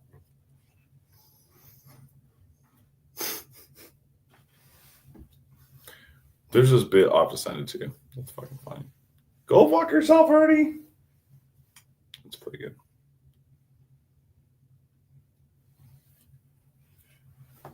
Oh, yeah, well, that's because I'm silly. So it might be a good time, but it's always silly, that's for sure. Pretty. It's just too much fun. Damn, up to 10? Oh, I gotta talk more shit? I get numbers if I talk shit? Did I talk shit? What the fuck did I do? Oh shit, back down to 9. I guess less shit talking. Goddamn. Oh shit, Fred. Down from the mountains. The old traveling motherfucker, you, man. That's dope. It's fucking cool, man. I like it.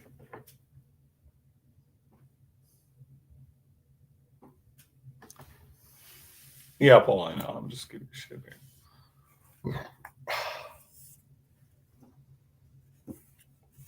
Y'all know I'm just here for fun, man. I'm not on this online shit for, though probably detrimental to my business. Not on this motherfucker for my business. If I was, I probably would not be fucking,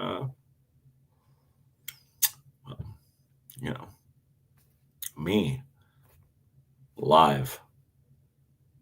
That's bad for business. You know what I mean?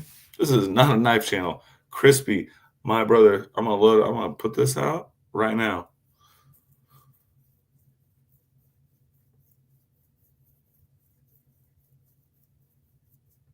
You see that?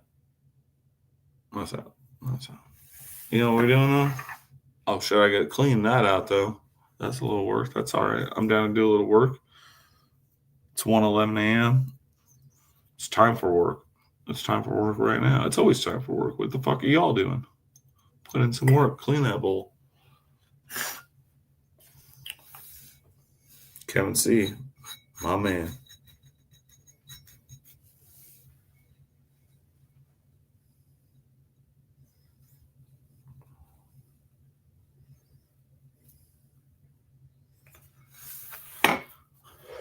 Crispy, my man. Cheers. Nice and green. Nice and new. Nice and local. It's got that local fresh. Feel me? That local ground. I mean, nothing like fucking local grown fucking fire, man. It's nothing like it. You can get the best weed you can buy at a dispensary. Ain't nothing like this. It might be the same high, maybe a little better or a little worse. You know, it's all pretty. They're both on par, feel me? But like, there's nothing better knowing that like some dude you know grew this shit and it's banging. One man, I feel you. I don't know what this is. I stopped asking so long ago, man, because it's like, so my homie, I get shit through. Been friends with him for like 26 years now. He's known the same like 3 growers in town for that entire time, feel me? So I've been getting the same grower shit, you know, my entire fucking life. And I just stopped asking at some point, you know what I mean? Because it's always been fire. It's only gotten better over the 26 years, you know what I mean? It's just, I don't care. I don't care what strain it is. I just don't care, man. It's always banging, so I don't give a shit. Cheers. Crispy. You want to send me some? There ain't no real sour around here anymore. So, sad story. So there used to be some like remnants of like other strains that were very similar, but not that. But the boy Gary, he was home with my friend. He was friends with my homeboy Meatloaf, and Gary, we called him No Ties. Like no nooses, no ties. And like he cut that shit off like actual and threw it at his boss. This motherfucker had the best sourdough I've ever had in my entire life, ever. Like ever. It was true strain, his growth. It was like Super Skunk #2 and true New York fucking diesel, right? New York diesel? Yeah, New York diesel, Super Skunk #2 mixed together, sourdough. Right? I think that's right. Correct me if I'm wrong, but I'm pretty sure those are the strains. Anyway, best sourdough I've ever had in my fucking life. And then he got weird and paranoid and stopped fucking doing it. And I basically have not had good sourdough since then. Yeah. Crispy, dude.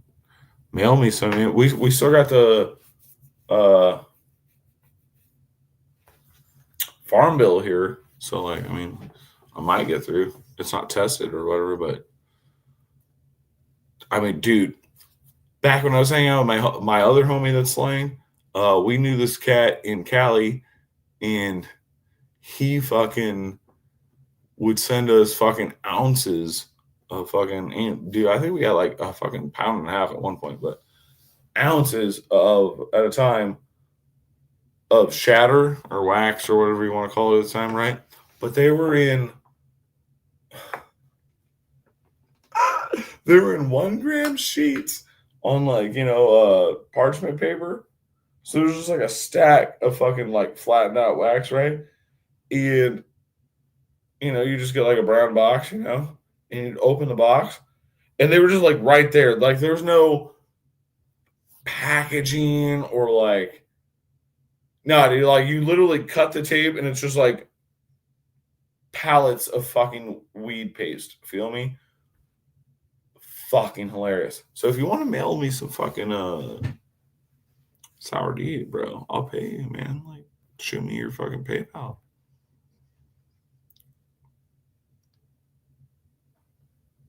In the basement with actor. If you must drink and drive, suck charcoal. What movie is that? Fucking love it. You know the girl that can get any girl in the room? You know the guy that can get any girl in the room? I'm that guy. On crack. Baseball whack.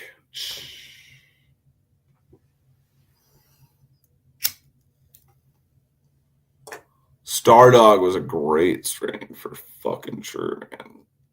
I haven't heard that in fucking 15 years. 20 maybe.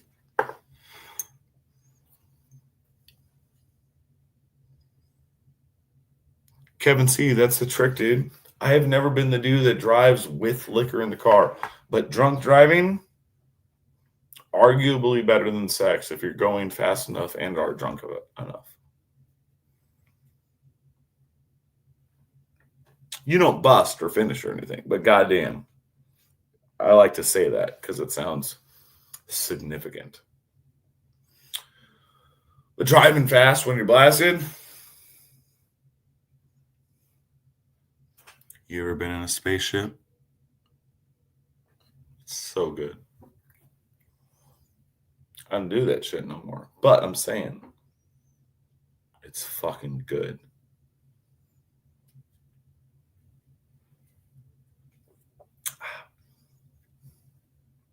Which I would forgive almost every fucking drunk driver. He gets caught for driving drunk. If that's what they were doing. But no, they were just being retarded, being all now you gotta have handles. You gotta be able to handle your booze. But going fast in a straight line while you're really drunk, so good.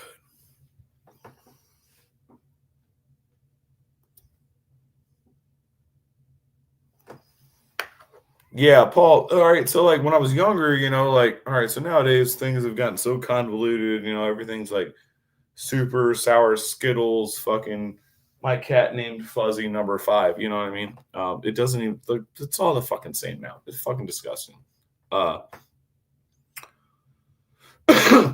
when folks like us were younger, it was still on the tail end of the old school growers and strains and like that whole culture. You know what I mean? Like you had your main fucking strains, and sure, there was like a couple offshoots fucking here and there. You know what I mean? But everything was pretty much the same for the last 60 years prior. Feel me? And then people got nerdy with it, dude. Like what? I'm 41, so when did this happen? Nationally, globally. My mid 20s. What do you guys think? I'm 41 now. Maybe a little later when it got real crazy with the dispensaries and like all the growers and all the like, and now just like all the strains are just like it's not the same. It's not the same at all. Oh, old school ATF. God damn. Old school AK, old school White Widow. Fuck yeah. Cereal milk. Yeah. Fred the Lug. I think you just solidified a friendship.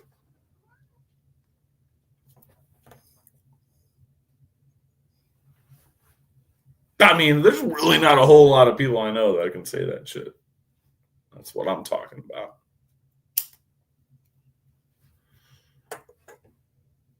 Dude, I remember.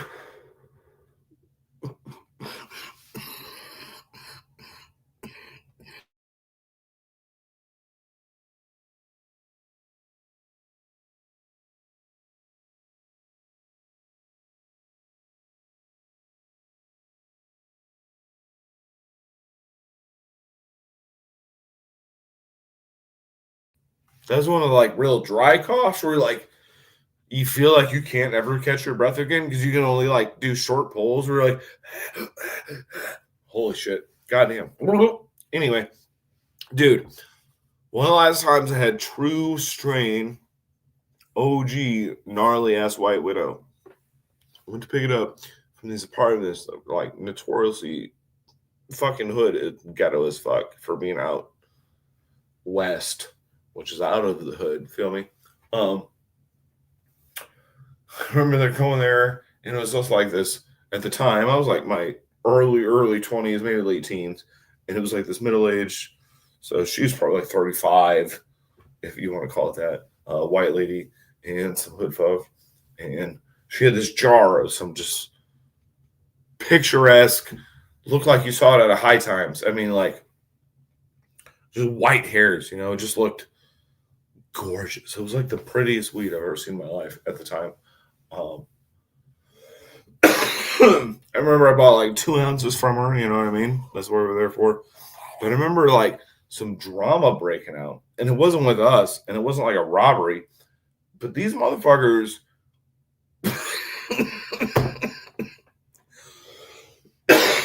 It's so funny. I was there with my brother-in-law.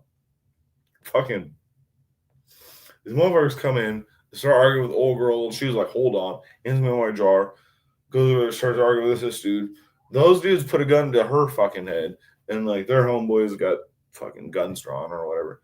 And these dudes pull out fucking guns, and I'm over here with like my brother-in-law with my jar of weed, and I'm like fucking smoking weed, and I'm like, I was like, can we like side skirt this shit or not? Or like, anyway, nothing fucking wild happened. It was a bunch of fucking yelling and bullshit or whatever. Pretty sure somebody got slapped, but it was just the funniest thing that you brought up White Widow, because that is literally my last experience with true OG White Widow. Was that right there? It's funny as fuck, dude. But I got my jar of White Widow, and it fucking banged, dude. I mean, we went through it fast. Yeah, I mean, we were just like smoking like we were fucking kings. You know what I mean? It was good. For the like wife, I ain't telling no fucking nobody nothing. Let alone a fucking wife. What are you talking about? Real haze and black haze. Oh, dude, what was this? Oh man, there was this shit I had. Hold on, let me think about it.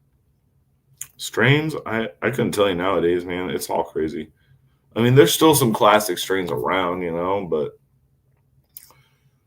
I have no idea anymore. You know what I mean? Like, I get my local grown shit. If I actually ask my homie, I will next time I see him, which will be like tomorrow or the next day. But I'll ask him. He might not know which fucking bag I got, but he'll know what that dude's currently growing. So I'll ask him. I just haven't asked in a while. Dude, but I got this shit, speaking of traveling and all that shit and the East Coast. So we went to North Carolina, right? This was 6 or 7 years ago. This was another dumb decision, like the Boston one where I rode the train. This one, we decided to drive. Well, most of my family fucking flew, but I was like, oh, fuck it, let's drive. That's a cool idea. But the only people that were down were my brother-in-law and my sister. And at the time, me and my brother-in-law were tight, and my sister were cool, But holy fuck, it was like a 28-hour drive, and it sucked ass. I thought I was going to die the whole time because they drove, which is the main reason I agreed to it, because I don't want to drive 20 an hour. That's fucked up. But I remember waking up. We were coming down the mountains on the east side, coming down into fucking Carolinas. And I remember Candy and Aaron yelling at each other. Candy was driving. And basically them like ripping over to the side of the road, coming to a stop eventually, blah, blah, blah. Because I was in the back all passed out because I've been like smoking weed, getting fucked up in the backseat the whole time. And my sister was driving through the mountains on cruise control.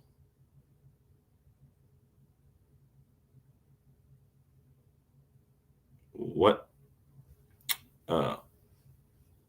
Anyway, long story short, we went out there and I met some dude from the community who was into knives online like a while back. And I knew that he lived in that area-ish. And I got some weed from him. and it was called Dark Devil, I think. Let me look it up. That was the whole point to all that. My bad. I needed to spark my memory for this fucking strain.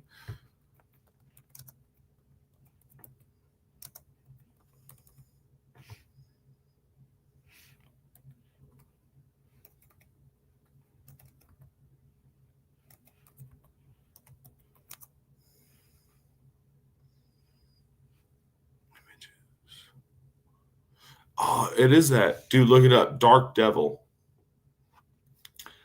I hit this dude up and I was like, yo, because weed wasn't legal there at the time. And I was like, yo, I need weed. And I know you smoke weed because I've seen you post about it. Can you hook me up with some shit? I'll pay whatever. I'm in town for this time. Much love, blah, blah, blah. Anyway, he got back to me and he hooked me up. He got me like a quarter of one and a quarter of another. But a quarter of it was that Dark Devil. And if you look it up, it is literally like dark fucking red, if not damn near black when it's in person. It's fucking crazy looking. And fucking tasted amazing. Like, you would have thought it'd be real earthy and shit, but it was kind of fruity and weird, like almost tart. Dude, if any of you come across Dark Devil strain, check that shit out. Also, Google it, because if you visually see it, you will want to find it because it looks rad. Cat, I'm gonna smoke you, you little Dark Devil. Wow.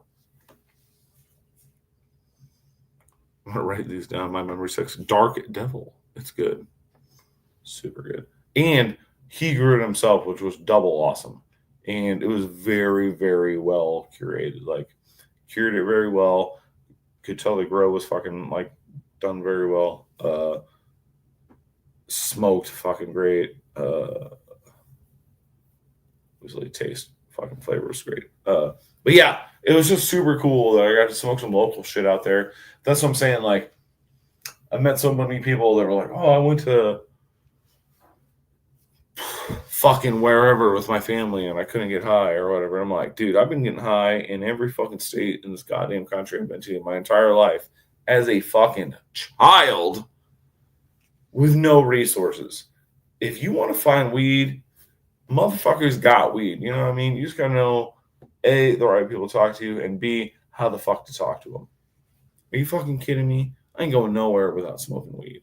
That's why I can't go to fucking Japan. Also, if I did go to Japan, I guarantee you I'll find some knife nerd or some fucking speaker nerd Ernie could hook me up with or whatever that got some goddamn weed in the basement that we're gonna go smoke. You know what I mean? Like, I get high.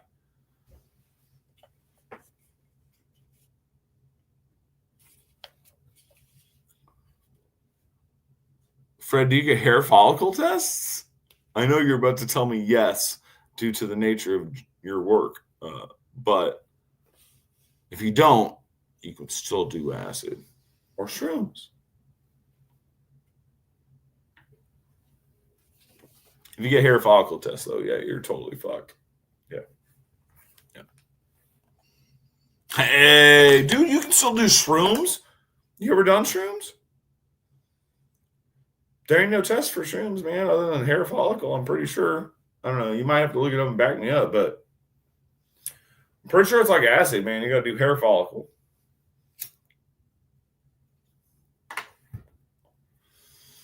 No, fuck you. I will. Fuck you. You're older than me. I will encourage you. Mushrooms, especially, because they're not manufactured in any form. Definitely okay. That's fucking natural shit. You know what I mean? Or DMT. You ever done DMT? I'll fucking. You can buy the root and make your own shit. I got some DMT sitting on next to my fucking computer in there.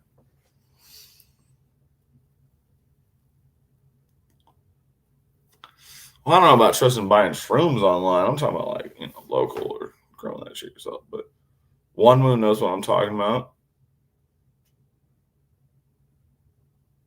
Need badass strains to look for. Give me one moment to ponder that. I mean, Kevin, yeah. Crispy. That's all right. That's what I'm saying. It's never too late to start, man. And again, I am an advocate because I'm a fucking psycho nut on hallucinogens or whatever. But if you've never done hallucinogens, it sounds fucked up because you've seen every film where people are tripping and all this crazy shit is going on. In my experience, which is, well, greater than most in my opinion, most people don't be seeing quite that shit going on. Every once in a while, you might see some shit, or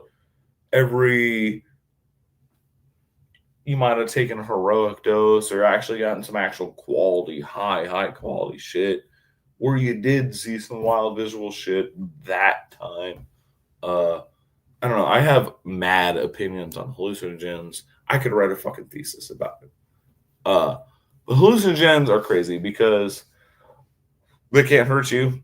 Like, you're not going to die on them. And you can't get tested for them. So, I mean, it's like a win-win. You know what I mean? It's only scary the first time because you've never done it. All right, Fred. Much love, dude. I'm just talking shit anyway. We'll catch you soon, man.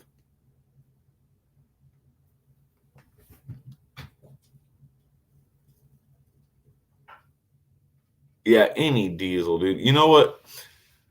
And fuck, dude. Speaking of the downfall of all the strains, like I was talking about, like an old head. Even though, fuck, dude, I don't even know enough about weed strains to be an old head in that sense, other than being a smoker. But something else that's still, again, just disappeared was the Gorilla Glue strains. Do you remember that? That was like the closest, newest bastard of fucking sourdy that had been around here for a couple of years. Gorilla Glue, Super Glue, a couple other strains like that. They're really, really super gassy, skunky, real dank smelling, very similar to sourdy in all those senses. But even those are gone now, dude. Like, I haven't had a true skunky, gassy weed in so fucking long, and it just heartens me. Now, granted, we're not legal here, so I get it. Oh, I can go down to the dispensary and get that. Yeah, I understand that, depending on where you are. But here is not the Wild West. You know what I mean? Like, we're still fucking in the dark ages here.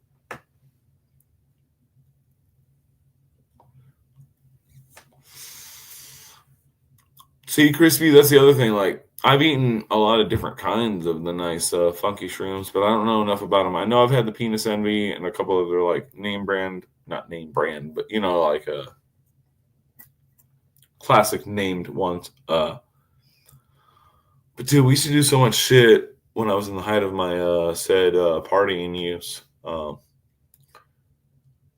We'd get bags of thin ones, we'd get bags of thick ones, we'd get bags of dry ones, juicy ones. We'd get fucking thick, juicy, covered in like white fur, fucking mold looking shit. They almost squirt when you eat them. Dude, we've had like every kind of fucking fucked up trip shroom there is, you know what I mean? Like, but I have no idea on the names of any of them. And some of them are probably just poison. Like, I have no idea. I mean, I was just trusting the sources, you know what I mean? Paul Mills, nice. Yeah, I just stopped keeping up with strains in the later years, man, because like the stuff I loved died, and then stuff started getting like super convoluted where like Girl Scout cookies number 3, or you know what I mean? Like, I'm like, fuck, dude. Like, I just got over it. Now I just, does it smell good? Is it cured good? Fucking right on. You know what I mean? That's pretty much where I'm at now. And due to the amount I smoke, as long as it's high quality, tastes and smells good, I just don't give a fuck. You know what I mean? Like, give me a fucking, y'all seen fucking Grandma's Boy. I got the Green Monster. I got the Monster. I got the fucking brown bagger, like blah, blah. And he's like, I don't give a shit. I just want a bag of weed. That's how I feel. when I talk to my homies. I'm like, just give me a bag of weed. Because I know all of it's good. So it doesn't matter. I'm like, just give me a fucking bag of weed.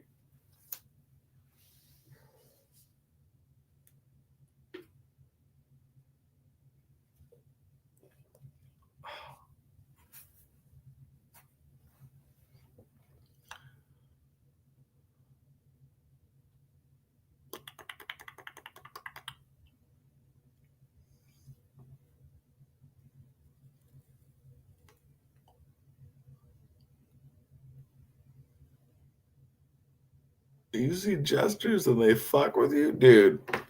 I mean, I'd be bugging out too if I saw some fucking gestures. I've always wanted to trip that hard. So the only time I have ever had that kind of visual feeling was the very, very first time I ever took acid. It was with my homeboy Milo.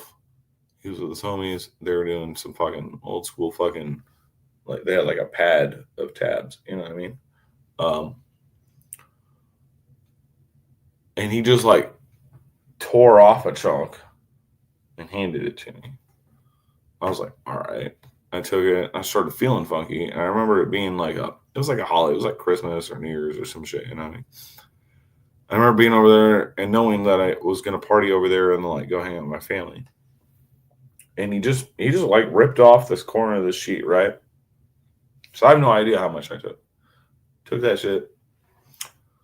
Started feeling pretty funky, and I was like, all right, dudes, I gotta get the fuck out of here. I gotta go see my family. And it's a pretty linear journey filming with some fucking hilly action, but it's probably about a 15, 20-minute drive, right? To get from his house back to my parents' house. Let me tell you, this was like some Wile E. Coyote Roadrunner shit where it's the normal road. It's all normal. I'm not seeing dragons or nothing, right? You know what I mean? I'm not seeing any crazy colors. The lights might be a little weirder than normal, but like normal road, feel me? But the road is literally like this, like a ribbon, like up, down,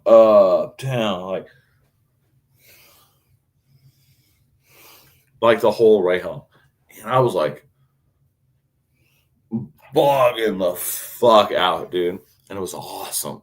But I never really ever got that again. And that's probably due to Meatloaf's age, the time I took it, many things. So Omaha got real and true good acid due to the Grateful Dead.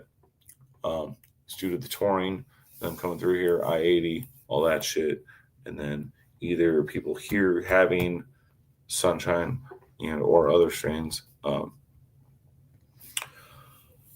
But then it started being here, right? And then like just over the years, it's like died out. But it literally was all due to the Grateful Dead, which is fucking wild to me. So like when we were younger, when we were on shrooms and shit, we used to be able to get actual high quality liquid. I can't claim it was Sunshine, but it was definitely an older, old school recipe because we knew the dude that made it, and he was a fucking traveling fucking deadhead and a fucking old ass dude. Uh, but yeah, that shit, dude. There's like fucking documentaries about the dead and their influence on the fucking acid fucking distribution from California throughout the rest of the states, and I fucking think it is insane that like I literally witnessed that shit happening during my times, experienced it during my times, and then watched it disappear. Uh, it's just fucking wild to me. You know what I mean? Like One Moon, I know fucking knows what I'm talking about. Wagner, what's up?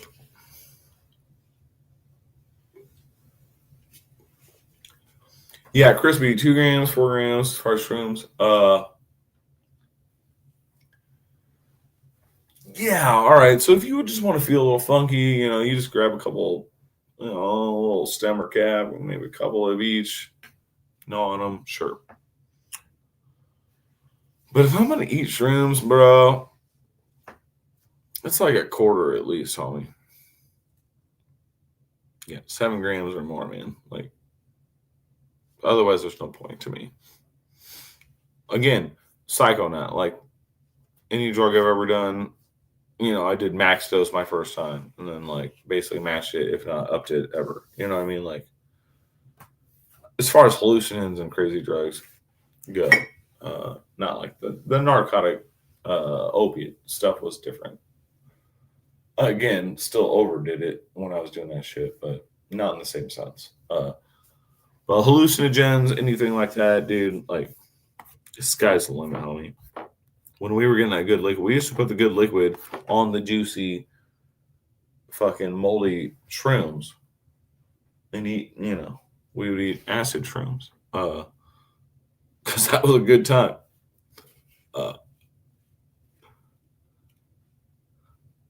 Yeah, the whole drinking it, yeah, making the tea and shit. Yeah, but dude, I'm telling you, like, we were getting fucked up, bro. Like, it didn't even matter.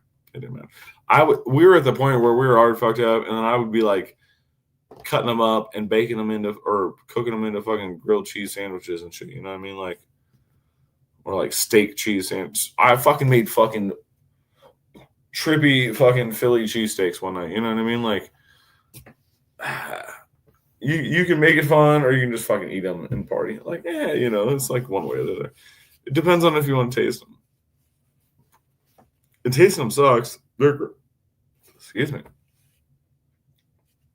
They're fucking disgusting, but who cares? You just fucking eat them because you're getting fucked up.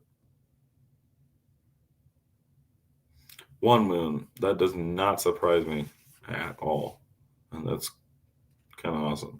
I mean, I feel like it would be annoying for me, but I think you kind of like pondering the musical aspect at least a little more than I do. But as far as knowledge and older heads fucking chilling, I bet it was cool. Still, popcorn and Dewey the best. Yeah, dude. And like a lot of them just taste like hay to me, like just like they taste like a barn smell. So, you know what I mean? Like, I don't know. They're gross, but you knew you were getting fucked up, so you didn't really care. But I'm also the kid that like liked the taste of Vicodin. Like, I would just chew them up like dry mouth, like eat them like candy. So I can't really be trusted on the. Oh, that's not bad to eat as far as the again inebriants are concerned.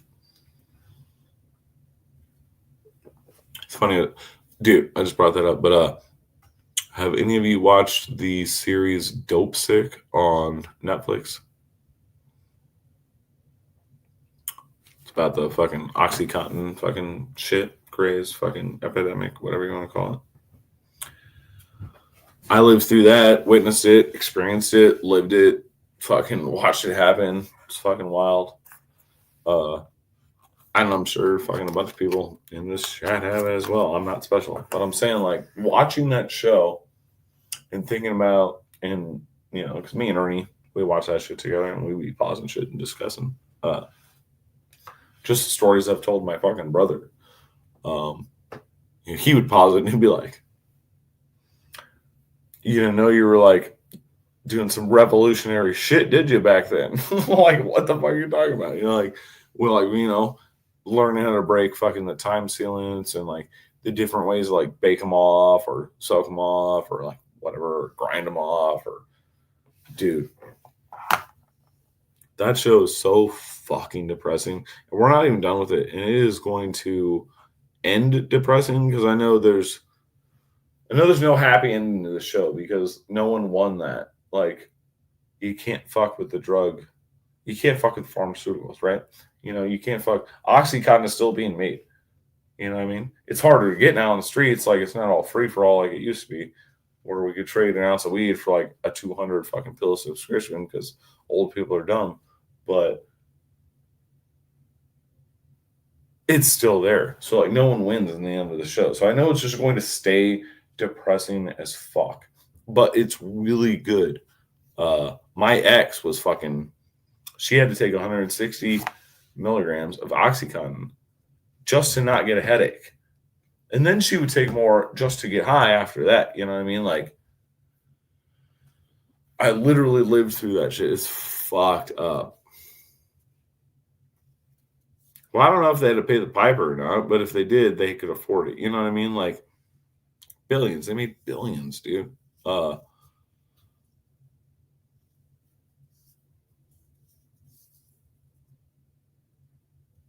One moon. All right. All right. All right. I feel you, man. Yeah. I mean, I get it, but jam band, hippie stuff, like, that's just not for me, man. Uh, but yeah, you know what I mean, Kevin? Like, hey, it's the pharmaceutical companies, man. You can't beat them. They're going to be there until we burn them. They're just there.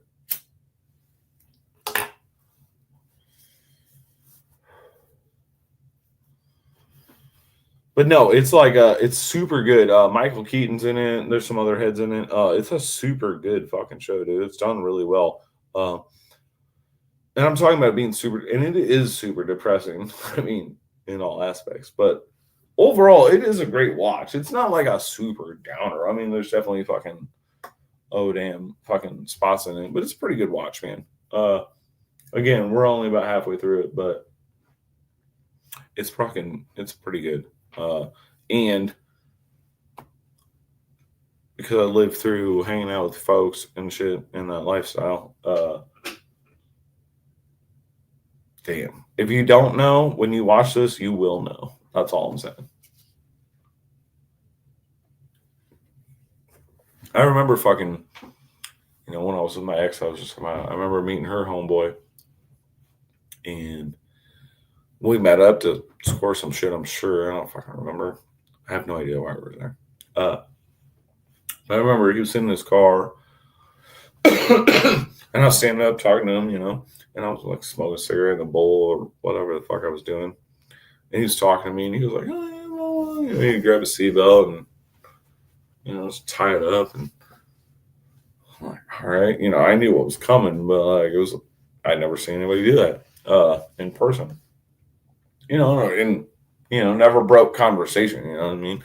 Grabbed out his rig, fucking shot that shit up, dropped it in the Pepsi bottle, fucking, on fucking wound, continued said conversation. You know what I mean? And I was like, I already knew my girlfriend was like hardcore fucking on the deep end of that shit at the time. And I already offered to take off months of work to like get her clean. Feel me? I already been around the shit before, but like I never really like lived with it. Feel me? But seeing that kid do that shit, I'm like, I was probably snorting shit that night with these people, but like seeing that kid fucking just nonchalant fucking rig up with a seatbelt while he's talking to me, that shit was fucking. It didn't scar me. Like I'm not like I've seen people rig up before then and since, but it was the nonchalantness of it.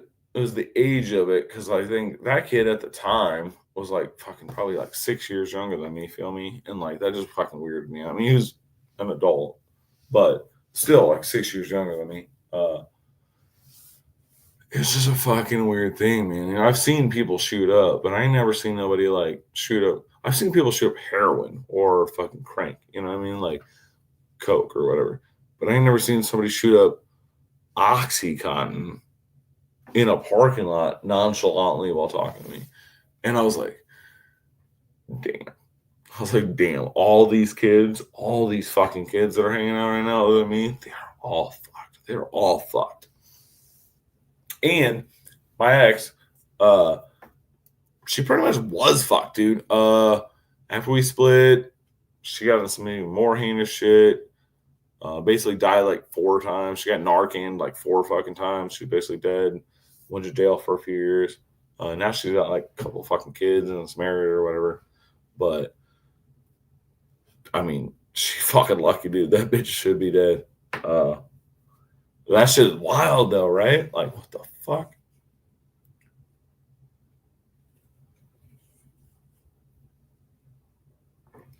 Yeah, Paul, I ain't never used no needle, man. I've done some fucking retarded, heinous shit. 100%. But I ain't never done no fucking needle shit.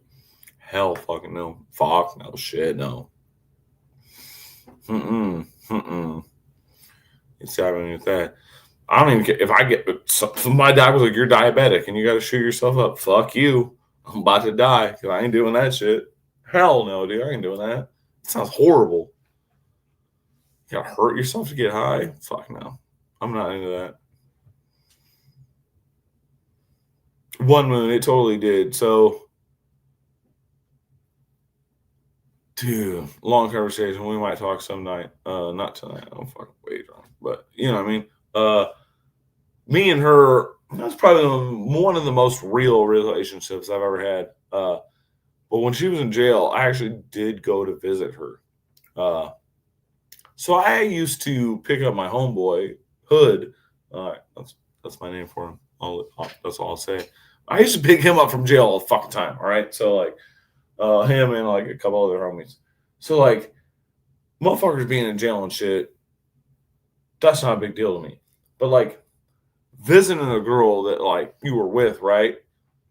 That you're now not with, but still have like some relations with, and now she's in jail. Visiting that was fucking weird, man. I felt like I was on an episode of fucking Oz or something, you know what I mean? And because it was so new age that I went into a room with a bunch of TVs and she was on the screen and she was in a room with a bunch of TVs, she was on the screen, you know what I mean? Like she wasn't actually behind the glass, she was on a fucking screen. So it was even more fucking weird. I felt like I was in a goddamn sci-fi movie. But yeah, if she didn't go to jail, that bitch would be dead. She would be dead. For sure. Which, I don't know, man. Her kids are kind of ugly.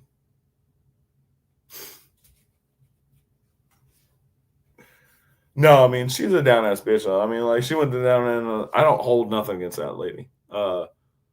Sure, she ended sour with us or whatever, but, dude, I'm telling you, like, she was on the shit, dude. Dude, I've seen her do some heinous shit to get the junk.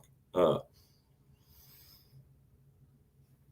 you know me, I'm kind of fucking ratchet, so I was just like, she's over here. What are you literally climbing that lady's balcony? Yeah, she didn't answer the phone. You're breaking into her house. All right, that's cool. You know what I mean? Like, I literally watched that shit go down. I was like, that's all right. But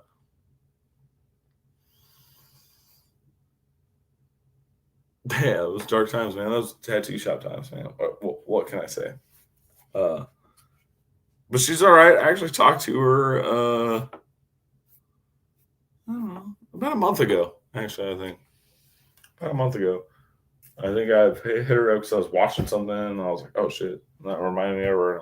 I hit her up, asked her if she was doing. She's good, man. Uh, she's not dead. She got kids, which was her whole goal. Honestly, if I would have had kids, she would, I mean, she might still be a junkie at this point to this day. But if I would have been down to have kids with her, she would still be around here. I ain't trying to do that shit. It's foolishness. For me. I don't want any of you, breeders to be harping on me now.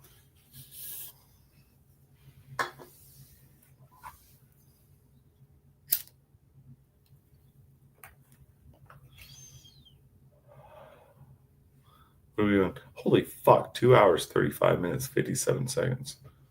Confirm what you know.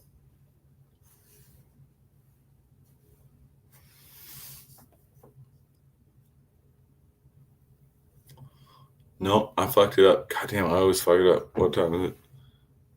We've been live for 2 hours, 36 minutes, and 16 seconds. Confirm your assumptions. Confirm your assumptions. I always fuck it up. Fuck. Ass. No one has any idea what I'm talking about. If no one has seen the movie, the film, excuse me, Pi, well, A, pull head from Mass. B, do yourself a favor and pull head from Mass and watch Pi.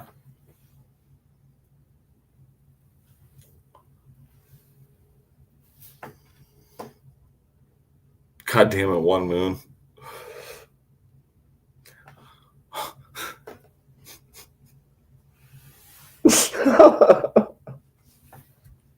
What the fuck? Talk about Pi here and you bring up Jay and Silent Bob. I fucking hate you. I love you. Fuck. Ass.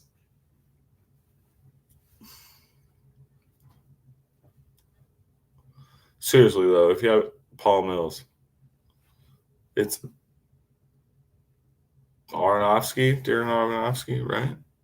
Right? Yeah.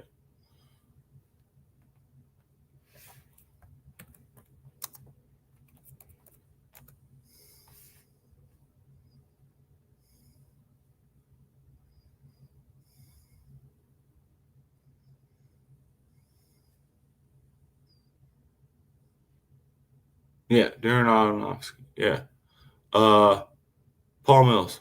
Pi like the mathematical symbol. If you haven't seen Pi, watch it. Eat your dinner afterwards, have some tea, do whatever you got to do, read a book, relax, hang out, have a smoke, cigar, a wank, whatever. But then watch it again. And after the second time you watch it, you're going to be like, fuck. I actually need to watch it again because I really didn't pay attention the second time. That's what I'm saying.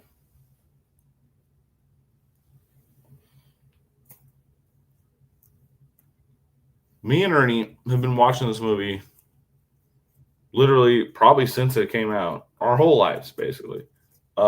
When did it come out? I just pull that window up. Hold on, let me look. Give me a fucking year. 98. Yeah, we've been watching this movie our whole life. I don't give a fuck, dude. Like, as a conscious 30-year-old adult, I watched it for the 10th time. And I was like, damn. And then we watched it like 5 years later, and I was like, damn. Every fucking time, dude. It's so fucking good. The guy on the boat with the lion? Need to rewatch it. Yeah, Pi, but not with an E. You know? 3.174, blah, blah, blah, blah, blah, blah, blah, blah, blah, blah, blah, blah, blah. Ernie knows it up to like 14 digits. I do not. It's 3.174 something.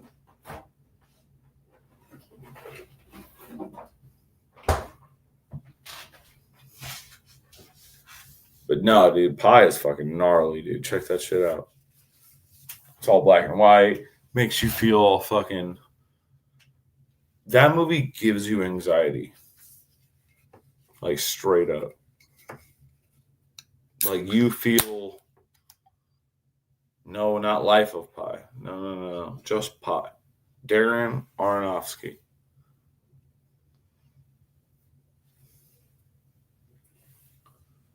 No, this movie will make you feel anxiety. This movie is fucking weird as fuck. There's like conspiracy and weirdness and like code and like black and white and like a bunch of fucking wires and weird fucking shit.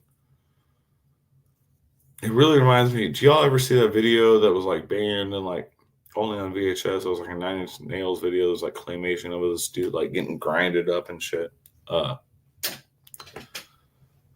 In a weird sense, it reminds me of that. But the movie's fucking gnarly. Check it out.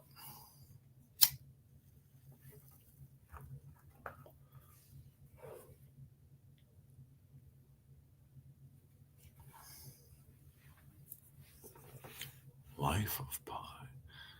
Fucking me up, One Moon.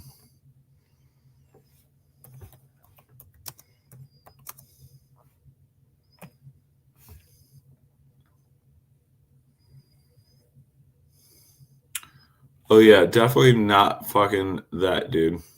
No, definitely not that. Just images of that weird me out. No, not that.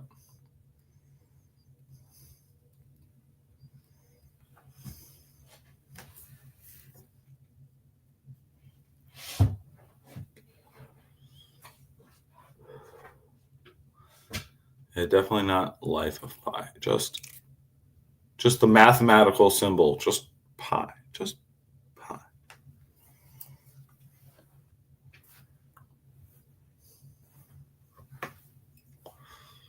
It's gonna fuck some of y'all up. Y'all be having like nightmares about this shit. It's not even violent.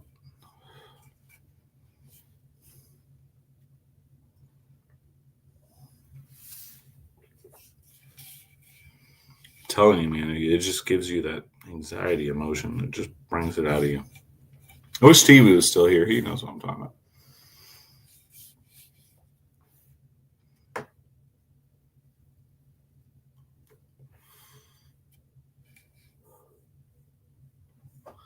Waking life on shrooms was always a dope. Was always a gooder. Waking life. What the fuck is waking life?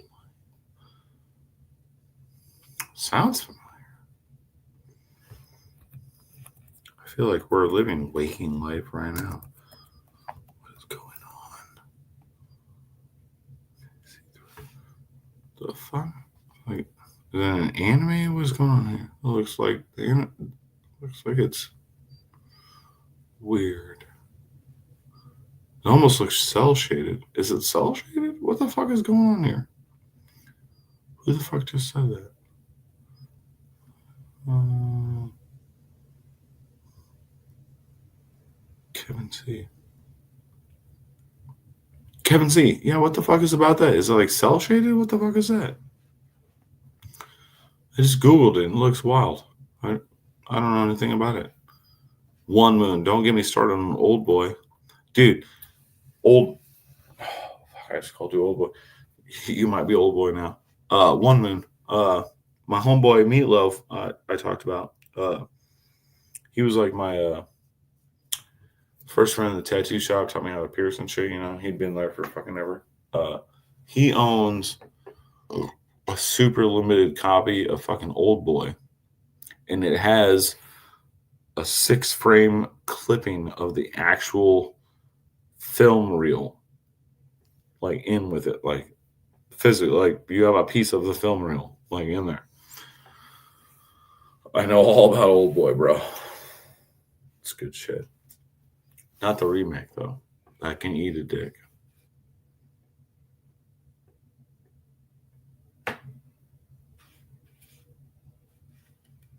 Like reading the original.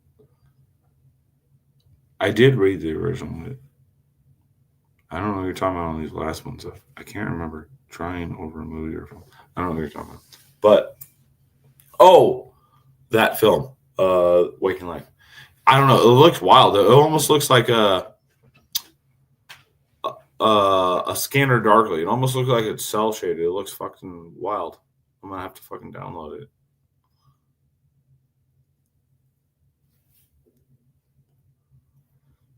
Word. All right. Yeah, I'll definitely check it out. Waking Life. Yeah, I got the tab open, right? Waking Life. Yeah. All right. Yeah, no, it looks fucking wild.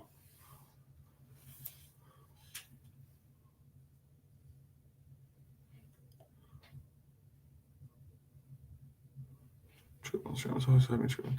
I mean, the trip on the shrooms always had me tripping as well.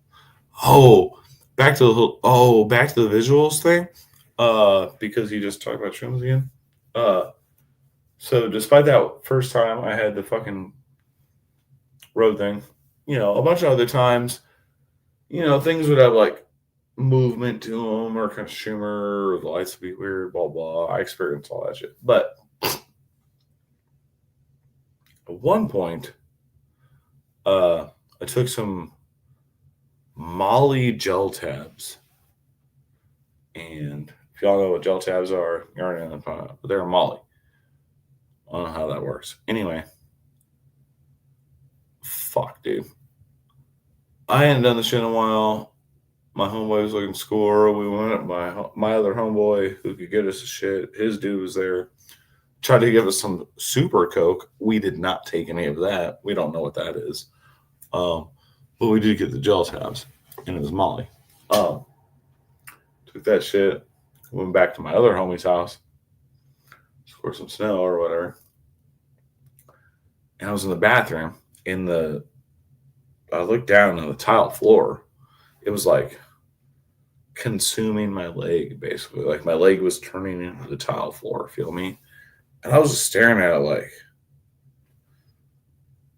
I finally win. Like that's how I felt. I was like, this is actually happening? And then like something distracted me and then it was gone. You know what I mean? Like, but it felt like all the way up damn near to my knees. Like it felt like the tile, like my whole leg looked like exactly like the floor, like tile, you know what I mean? And I was fucking so stoked. I was like, yes, I finally see visuals like 10 years later. Because it was like 10 years later from that first time I tripped with my homeboy Milo. You know what I mean? And it was on some Molly. And I was like, holy shit, this is fucking amazing. But yeah, there are reasons to do drugs. Yeah. Seeing your legs turn into tile. I mean, gotta be top 10 experiences in my life. This shit's so fucking awesome. What? Shit, amazing. Research chemicals. Yeah, I don't know, man. I did take them and they did make me trip, but I didn't feel bad. So winning? I don't know. I've always had good luck with drugs, man. I don't get addicted to nothing. I've never had withdrawals from nothing, despite long periods of over abuse of certain things. You know what I mean? Like, I won the lottery on that aspect, biophysically, if you will. I mean, and back in the day, dude, when the first time we took Molly, in its powder granular form, we didn't really know what it was. And me and my ex homeboy Gonzo, we got some shit from the fucking plug, you know what I mean? And we got 2 grams, of this Molly substance. And we split it, and we snorted it in a line each. So the first time we ever did Molly was I snorted a gram of fucking Molly. Let me tell you, that is not recommended. Holy shit. If I wasn't a veteran on doing random drug use at the time, or random dosage of drug use I'm not familiar with, I have no idea how that night would have gone, but goddamn, don't do that. I just remember like getting way fucked up, going to sit on the front steps, like outside, on the front steps. And I was out there for hours. I remember my homeboy Big Daddy Sean came out to check on me, and he was being just sweet as pie, just making sure I'm alive and okay. You know what I mean? Like really actually being a good, nice, true friend. And I fucking shit on this dude for attempting to talk to me. I was bugging out, dude, and thinking like feeling like I'm dying. Just yelling at him, just like, oh, fuck off, I'm good, fuck you. You know what I mean? Like, can't be too loud right now, but dude, don't snort a fucking gram of fucking Molly. Don't do that. There's a reason why they sell them in those tenths or whatever the fuck, points. That's why they sell them in points. Don't do that. But again, psycho or not, we never gave a fuck, dude. We were like, oh, okay. Eating it. You know what I mean? Back then. Which scares the fuck out of me now. Like, you go to the dentist and they're like, oh, you got a toothache. Or you got something removed, and we'll give you this prescription for 5 milligrams of Vicodin every day for 4 days. You know what I mean? So you're taking a 5 milligram Vicodin for 4 days. Feel me? I used to eat Vicodin like they were fucking candy when we were doing that shit for fun. But the thought of eating 5 or 10, because 10 was always like, bing, like that was the good, like, yeah, like that's where it hits. You know what I mean? So thinking of eating like 2 of those little 5 milligram Vicodins that you get from the dentist that they prescribe to normal average people. The thought of doing that right now pretty much makes me want to throw up. Like, drugs have always scared me, but when I was in the height of doing them, I had done so much and I did them so often that like it never really mattered. You know, like every time I did drugs, I'm like, maybe I'll die, maybe I won't. Or maybe while I'm doing them, I'm like, oh shit, I'm gonna die. But I'm like, oh shit, I'm really high and this is awesome. Most of the time, you know what I mean? But like nowadays, because it's been so long, the thought of even eating like a 5 or 10 milligram Viking, which they give to normal fucking people, dude, I would be bugging out probably, bro. Or like if I did like a fucking little key bump right now, I'd be fucking bugging out. I'd be like, Ernie, take me to the hospital. I'm fucking dying. It's fucking weird like that. I used to make fun of my homeboy Milo because at one point he stopped doing all kinds of crazy shit. And this dude used to like just like lick Molly off of his hand that random people would sprinkle on him. You know what I mean? Which that was a little beyond me, but eventually he stopped getting as fucked up all the time. And I used to make fun of him, you know, because I was younger. I was like 12 years younger. I'm 12 years younger. And then fucking lo and behold, I understand. You know, at one point you get it. You're like, fuck. I don't do random stupid shit all the time anymore. And now thinking about it freaks me out. Yeah. So, you know, it's good. It's growth. And I'm glad I never had to, you know, I lost a lot of friends to the shit in one way or another. I never did like the meths like that or anything, but which is most of the friends I lost was to the meths. But yeah, man. The fuck am I talking about? Getting fucked up.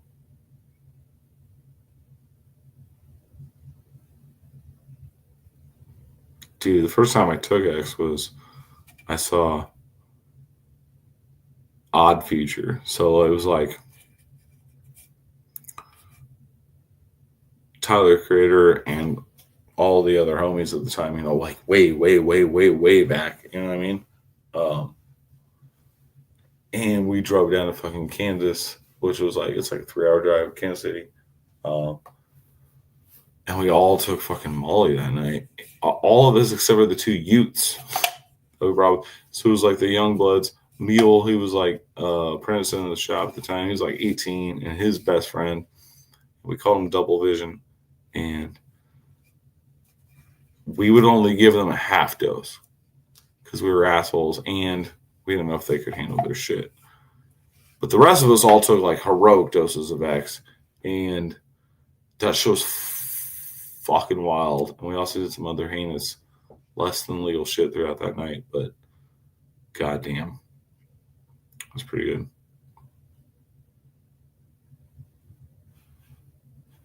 The two Utes. The 2 Utes.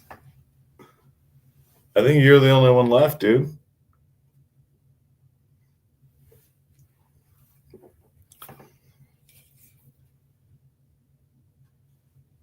Heroic doses. That's what I'm talking about. Well, shit, Kevin. I drink to you. Unless you're sober. Tell me that first. Otherwise, yeah, I think you're the last one. It says 1 viewer. Back to 2. It's probably Paul. Nope, it's 1. It's 1 moon. Oh shit, Paul's still here. This fucking meter is lying to me. There's 3 of you. But no, I'll probably call it anyway. The fuck, dude. I'm not even talking about anything. I'm literally just awake and still getting fucked up for no reason whatsoever. I have no reason to be awake. This is later than I'm generally ever fucking up. And I mean, I'm not really like tired because I'm getting fucked up still, but I don't really have anything to say. I was talking about like doing ratchet shit and Molly and shit, but now I'm an old bitch. I don't really do nothing no more. You know? A little beer, a little weed.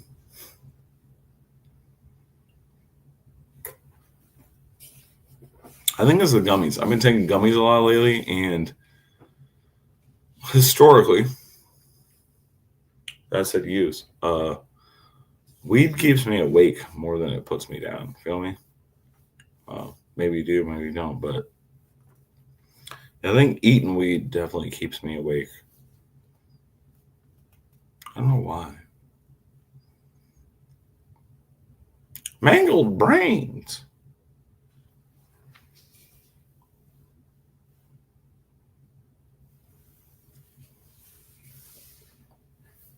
But yeah, fucking good kicking it tonight. It's been like 3 fucking hours. What the fuck?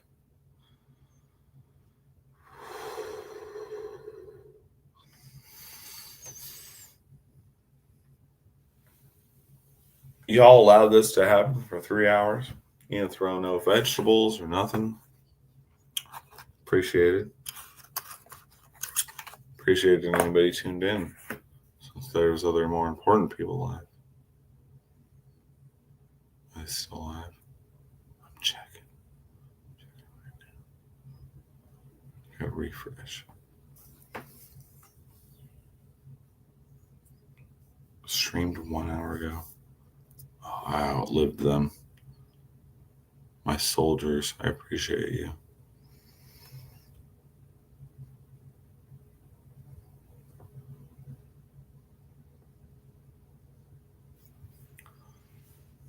Fuck you, Paul. I'll cook that tomato, make it a nice sauce. One Moon. I love me moonshine, dude. True moonshine, like real ass fucking moonshine. People talk about scotch and all that shit, which I don't like whiskey at all. So I don't like scotch, whiskey, rye, bourbon. I don't like none of that. It's all gross to me. But moonshine, I hold in high, true moonshine, I hold in high fucking regard, bro. Like, oh man, you just, so good. But yeah, I'm about to kill it. Appreciate you guys hanging around with me because I was bored. Can't believe it went 3 hours. That's fucking stupid. I have no idea what the fuck happened. It's fucking embarrassing. Log it. Share it. Much love, y'all. See you soon. Don't die.